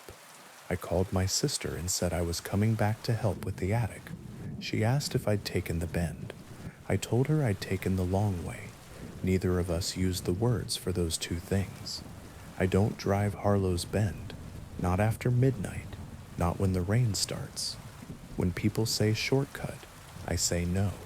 When teenagers at the diner say they saw the woman in white, I ask them what shoes she wore, and if they say they didn't look, I pay for their coffee, and I say next time, look at hands. Hands never learn how to lie correctly. Sometimes, late, when the wind comes down from the ridge and the night learns where it forgot to be quiet, my radio will click in the living room. Once it said softly, keep driving, like a goodbye that did not require my answer. Once it said my name in the voice I already carry inside me, which is my mother's, and I said nothing back, because some loves stay the size they are, only if you don't feed them the wrong thing. If you take Harlow's Bend after midnight, you might make it. People do. Most come back with a story that gets longer in the retelling and a smile that tries too hard for your benefit. A few come back and stop smiling, as if they've used the muscles up and are saving them. A handful don't come back in the way that gets counted. If you go, keep the radio off, or on, if you're the kind of person who needs a voice to argue with. Don't stop. The woman will be someone you know, or someone you wish you had. If you must look at hands. Don't follow yellow squares into lit rooms that don't belong to your day. If you stall, it will ask you to be polite. You may be everything else you are, but don't be that. When you get home, and you will, if you keep your hands and your yes to yourself, sit in the quiet and listen to your house breathe. Put a towel over the mirror if it makes you feel like you made a decision. Call the person who keeps your spare key and tell them you were going to call anyway. If the radio clicks and a voice uses your mother's grammar, remind the air that you already know how to drive. Sometimes the bend will try to be in front of you again. Sometimes it will be. When it is, there is no trick, only this. Keep moving. The loop likes patience. Don't loan it yours. And if the road says your name exactly right, don't give it the comfort of correcting its pronunciation. Keep both hands on the wheel. Remember the sign. Let the curve be a curve and not a commandment. Count to the far side. When you reach it, do not look in the rear view to check. The bend loves that. It loves to be believed. Let it wonder instead. Let it stand there in the rain with its bad mouth and patient friends, and the yellow square waiting for someone who doesn't know better, and let it tell itself stories about you in which you were kinder than you had to be and still didn't stop. That's how you win on Harlow's Bend, not by defeating anything, but by refusing to audition for the part it's been saving for you since the first sign swayed and no wind moved it. Now, on to the next story. I was the only one left on the platform when the station decided to remember me. Greystone is small as stations go, 2 tracks, a brick building with a slate roof that leaks in March, a clock that gains 3 minutes a week no matter what the handyman swears he did. After the last scheduled departure, 11:45 eastbound, the train people swear by and the rest of the town ignores. The platforms go to sleep like anything else. The vending machines hum. The pigeons find their beams. The clerk in the booth lowers the metal shutter with a finality that wants to be a kindness. I should have left when he did. My duffel was heavy with the life I couldn't afford, and I was tired in the way that feels like rust has decided it is you now. But I didn't have the money for a cab, and I didn't want to go back to the apartment whose walls had learned my fights. It was colder under the canopy than it should have been for October. The air had that metallic tang city nights get when rain has recently argued with stone. I kept my hands in my pockets so my fingers wouldn't remember what they were for. The station emptied by increments. A janitor pushed a yellow cart and did not meet my eye. A couple argued in low voices until their words frayed, and they went outside to finish doing that somewhere less acoustic. An old man slept with his head back and his mouth open until the guard shook him gently and pointed him toward the taxi rank. The clock read 12:03, then 12:11, then I stopped looking. The rails began to sing. You can feel trains before you see them if you give your attention to the right place. The metal takes the news first, and then the air. I felt the hum in my shoes, and then behind my ribs, the faintest pressure, like an elevator works on your organs. The light at the far end of the platform did not turn green. No announcement belled. No headlamp wrote a promise into the dark. A wind moved along the tracks. Not a gust, not weather, an exhale with a destination. It brought with it the smell of dry iron and something like water left too long in a flower vase. A shape detached itself from the night and became a train without the courtesy of headlights. It came in soft, as if it were trying not to wake anyone, as if stealth were kindness. The cars were old, not modern, sleek, but not the kind of venerable red you take your grandchildren to at the holiday festival either. Smooth-sided, windowed, forgettable, a stripe of paint along the middle that might have been blue or green in better light. It slowed at my portion of platform with the practiced efficiency of a habit. The doors sighed like tired lungs and parted. If you've never stepped into a room with the exact temperature of a morgue drawer, you don't know the kind of cold this was. Not winter cold, absence cold. What light there was came from nowhere, a grayness that should have had a source and did not. The aisle ran down the center of the car. Upholstered seats in pairs faced forward. The windows showed me my own uncertainty and a smear of my own breath. There were people sitting. That was the first relief. None of them moved. That was the second realization. I stood just inside the door with my duffel at my ankle and told myself I was going to step back out, wait on the platform for a train that had headlights like an honest machine. The doors snicked shut as if they were tired of hearing me lie to myself. The car jolted, the station slid away, the world beyond the windows forgot to exist. "Ticket," said a voice soft as paper. He sat near the door, The kind of man photographs in old books call a commuter, suit bagging a little at the knees, tie too narrow, hat in his lap with a sweatband gone dark. His eyes were open. They were not certain who they belonged to. His hand came up slow, palm out, a ritual more than a request. I dug for my wallet before it occurred to me that there would be no scanner here, no place to tap a phone or a card that is trying to be one. I missed the last one, I said. The clerk said. The farther end of the car answered, Leave him. A woman sat by the window 3 rows down. She had long black hair that looked like it had been brushed recently by hands that knew how, a dress that belonged to 3 styles ago, and none, and the kind of posture you hold when sitting has become a job. He's new, she added, as if that explained anything. The man with the hat sighed his breath out and folded his hand back into his lap. He did not blink. No one else did either, and that was the moment I placed the wrongness. The car was full of people who were not breathing like I was. The woman crooked 2 fingers. Sit, she said, before he comes. I have been told I obey too readily when instruction feels like a rope thrown into water. I sat opposite her because her eyes did not look like tacks. Up close I could see that her dress had been mended neatly at the seam under her arm. Her left knuckle had a white scar where a ring had once rubbed. The smell around her was citrus and old books, and a trace of something iron that had no right to be on anyone. What is this? I said. It came out small, a child trying not to wake someone. This is the last train, she said. It doesn't have a time printed. It has a tendency. Her mouth made that half smile a teacher makes when you get close to the answer and might need to own it yourself. I looked back at the door. It had forgotten how to open. The window showed only my face and a gray that could be fog or could be blank. They'll tell you you need a ticket, she said. If you have one, they take it. If you don't, they take what a ticket would be worth. What does that? The car shivered.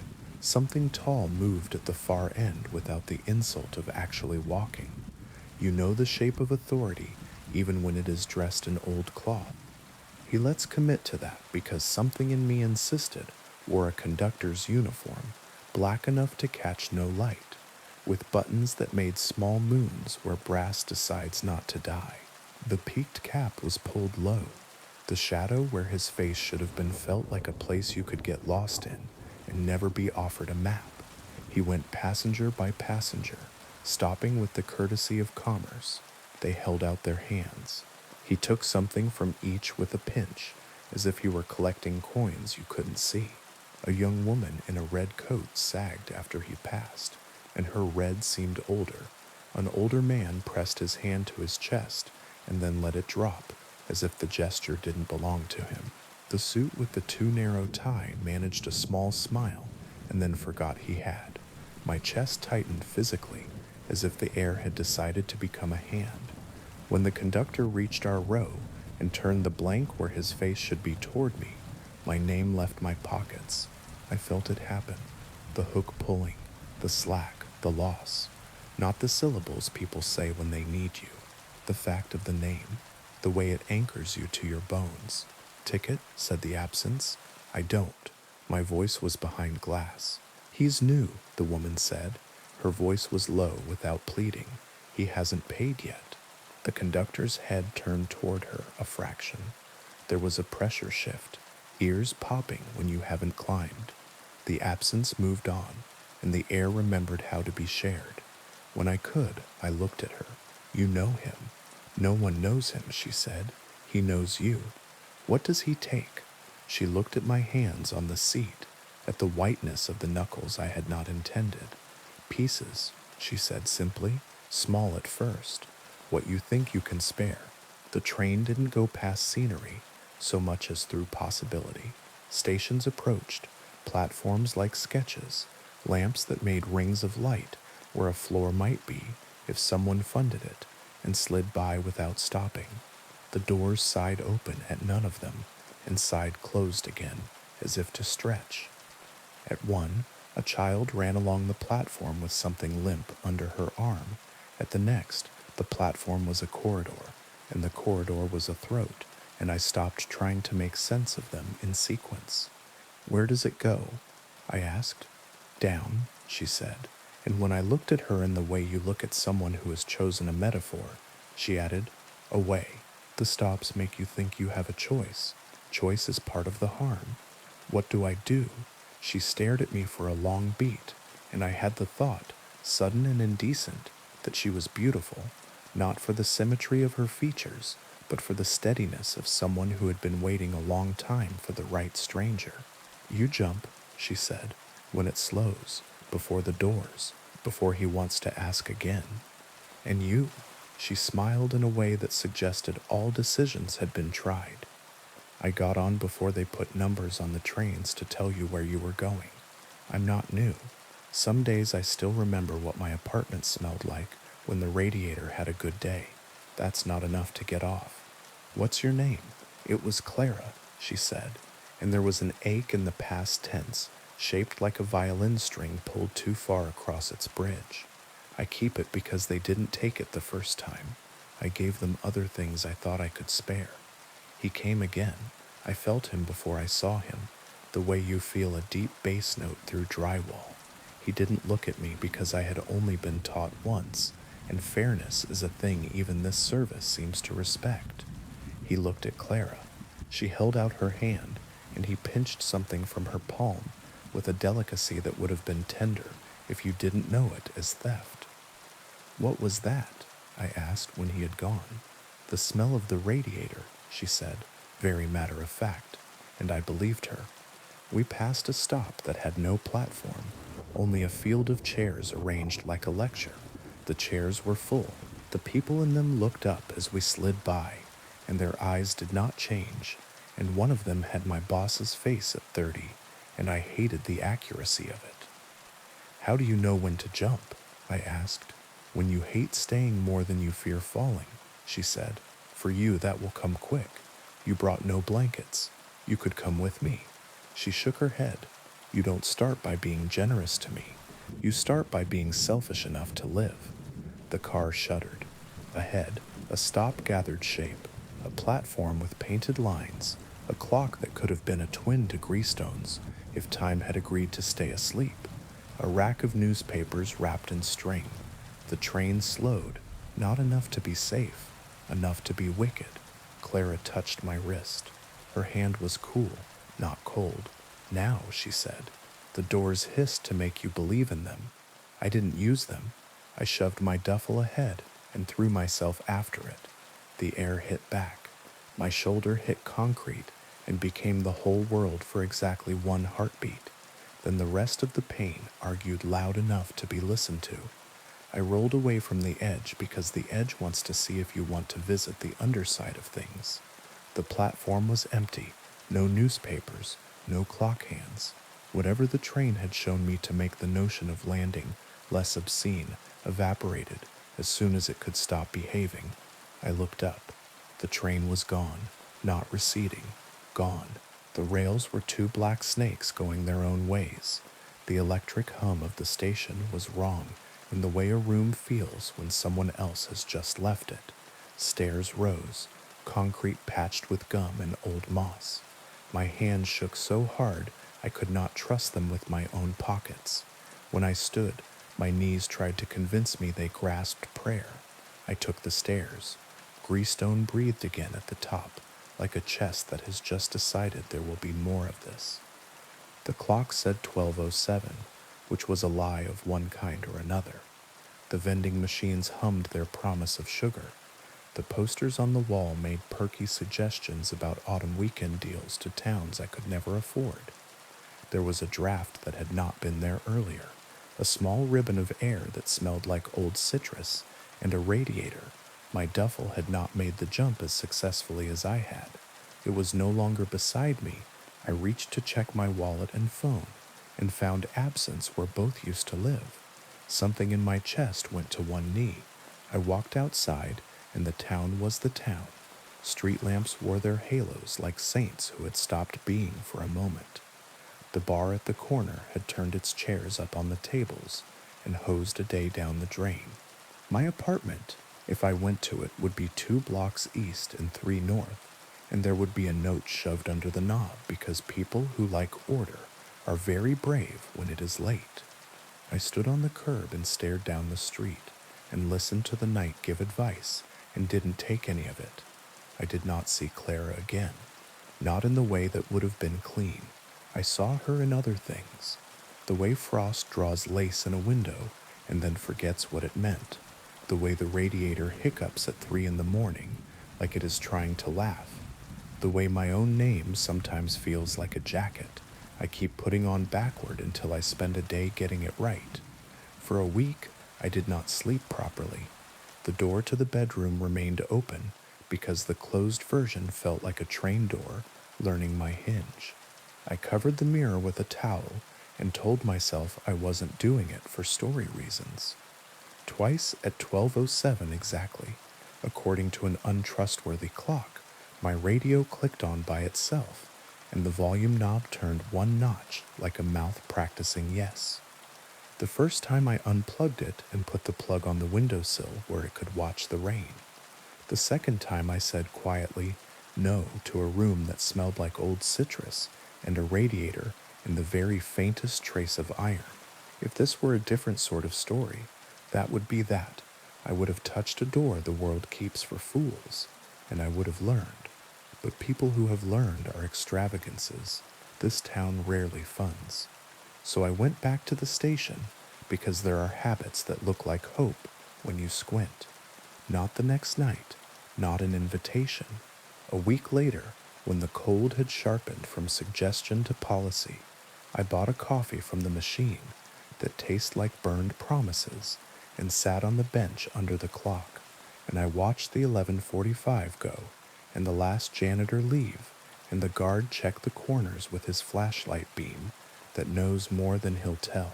When the platform was mine again, in that way silence sometimes hands you responsibility. You didn't ask to hold. I stood, and I waited for rails to sing. They did. The wind gathered itself and chose the low way along the track. The train slid in without apology. I told myself I would stay on the platform. There is a lot of telling yourself that happens around things like this.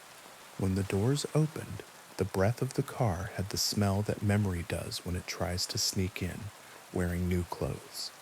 The man with the too narrow tie did not look at me when I stepped in. The woman in the red coat had her forehead against the glass, like she was listening for someone who would never bother to knock. I walked down the aisle, and every person I passed felt like a word I had once known how to spell and now could only guess at. Clara sat where she had sat. She turned her head as if she had been saving that motion. Her mouth made the shape of my name, but decided not to get me used to the sound of it. I thought you got off for good, she said. I got off once, I said. That isn't the same. You're not supposed to come back. Neither are you, I said without meaning to be unkind. She smiled in that way that suggests the rule has been broken, and the rule does not care. He'll come, she said, and he did. The conductor's presence bent the aisle. He did not turn toward me immediately, and I understood this to be an acknowledgement that the game only works when the person playing thinks they have consented. He paused at the young man with an earring who had a finger resting on the edge of his seat, as if he had been about to stand and had been told not to. He took something invisible from the boy's palm. The earring dulled. When he reached us, he held out a gloved hand. Ticket, he said. I had brought something. It was stupid. It was also all I had. From my jacket pocket, I took a photograph of my mother at 17. Hair caught in a late summer wind, cigarette held away from her face, like she had been born elegant and only had to remember it. I had stolen the picture from one of the boxes my sister and I had labeled Keep, because we knew better than to label anything else. I held the photograph up. He did not reach for it. He pressed 2 fingers to the air just above the image and pinched. It was not the picture he took. The paper remained against my skin. What left me was the smell of the day I had scanned it with my phone.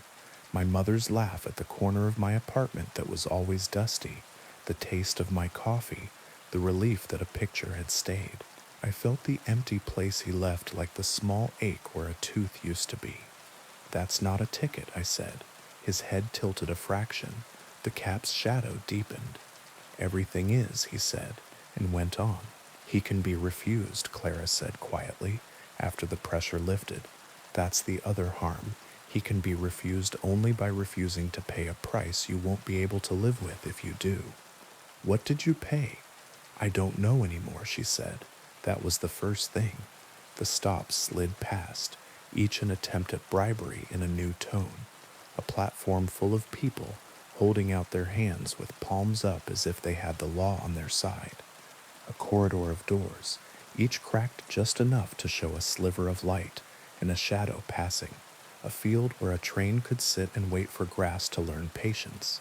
At one, a station that was exactly Greystone, except the clock read wrong, and the posters on the wall were the ones I had taken down 2 years ago, and the vending machine had a flavor of soda they stopped making when I was a child because it tasted like cough syrup and persistence. The train slowed so sweetly at that one, I could have stepped off without learning anything painful about gravity. "I could get off here," I said. "I could go upstairs and find a different version of my apartment, where we never had the fight, and the letter never came, and the clerk at the booth doesn't know me, and it would keep long enough for me to believe in it. That's one of them," she said. "I used to have a stop where the music from the bar on the corner was always the song I loved in May and never heard again. He found it for me. He finds them for you. That's how he gets you to pay twice. What happens if I stay? You become the kind of person who calls it a bargain." She stood then, suddenly, as if her body had moved before she felt like humoring it. The door at the far end of the car had opened on its own, and beyond it I saw a short vestibule and then another car, and in that car I saw people standing, not sitting. The light was different there, warmer, almost honest, and the air changed, as if something in me believed dawn had been invented again. "You should leave," she said. "I can't do it with you. It has to be your fear. And you. I make other people leave," she said, with a shrug, almost proud. "Everyone needs a job." We went to the vestibule. The train slowed as it slid past a station with a name I recognized and had never visited, a name from a childhood map where the letters meant far. The doors hissed. We didn't use them. We stepped between cars. The second carriage had a bar at one end. You could lean your elbows and pretend a drink had been poured for you if you wanted your mouth tricked.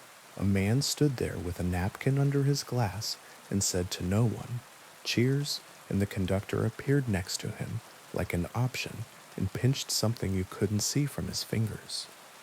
I wanted to pretend the thing he took was the taste of the drink. The window in this car showed me a different outside. Not stations, not platforms. A city I knew and did not. Streets ghosted by light like web, windows lit and then unlit in no sequence I could claim, bridges drawing lines under lines. My heart did the small double beat. It does when the plane dips, and the pilot speaks to prove the plane is paying attention. "Jump," Clara whispered. It wasn't advice, it was the only grammar we had left. I didn't. I walked to the bar as if the man pouring could offer me an argument. Behind the counter, a shelf of bottles held labels in fonts that had not existed yet. One label had my father's handwriting on it. I reached and my fingers met glass that was cooler than anything has the right to be. "Don't buy from him," Clara said. "Even if the drink is yours. Do you ever get to drink again?" I asked, and the laugh she made was exactly human. The conductor turned toward us, and the air thickened, and I chose fear because it was the only thing I owned that still behaved. When the train leaned into something like a curve, and the bodies in the car inclined together as if choreographed, I put my hand flat on the bar, and then on the edge of the doorway, and then into the dark between cars, and used that grip to trust that falling is a fact, not a suggestion. Clara didn't move. She stood where I had stood a week ago, posture like a job. "Go," she said.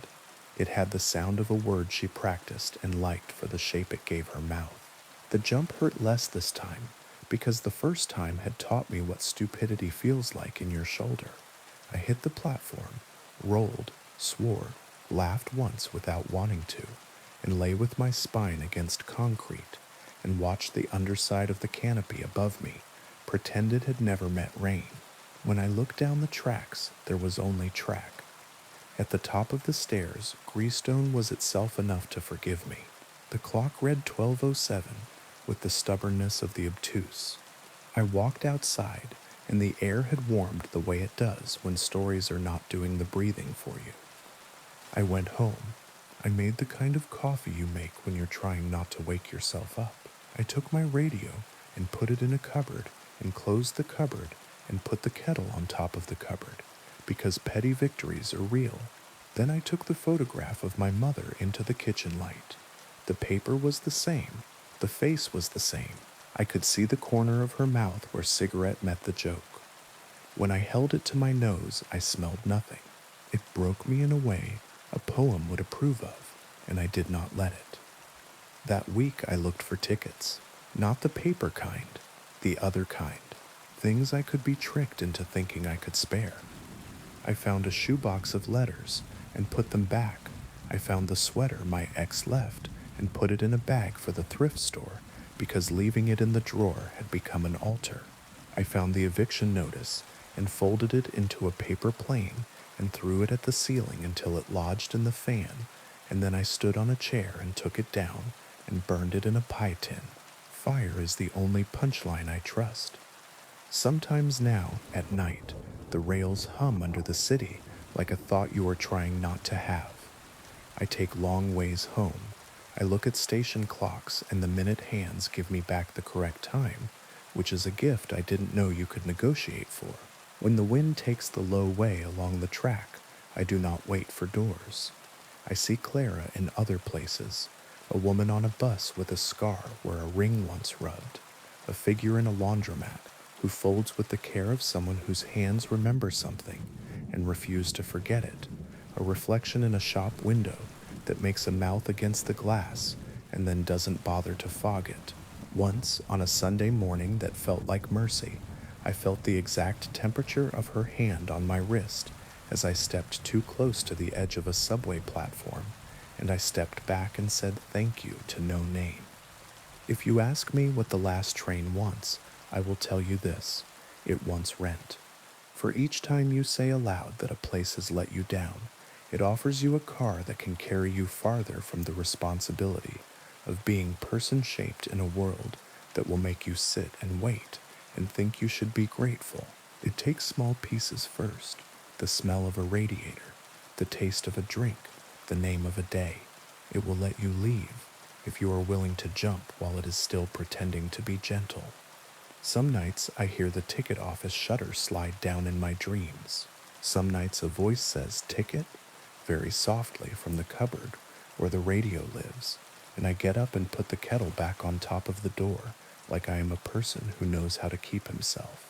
On the worst nights, the conductor walks down the aisle of my ribcage and pinches something I can't name out of the palm of a heart that has already done its work.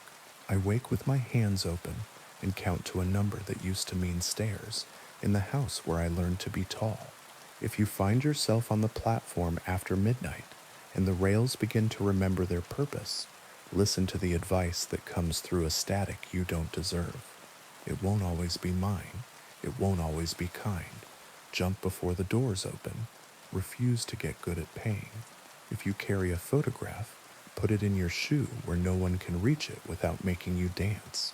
And if you meet a woman with long black hair who sits as if sitting paid her rent, and she tells you her name was Clara in a tense that means once and maybe again, do what she says the first time. She has work to do. So do you. The world above the stairs is not much, but it's ours, and the radiators, when they are good, still make a sound that with practice you can keep. Thank you for listening. If this story kept you company tonight, consider liking the video and subscribing for more myths, legends, and gentle hauntings. Sleep well, and may the trails you choose lead you safely home.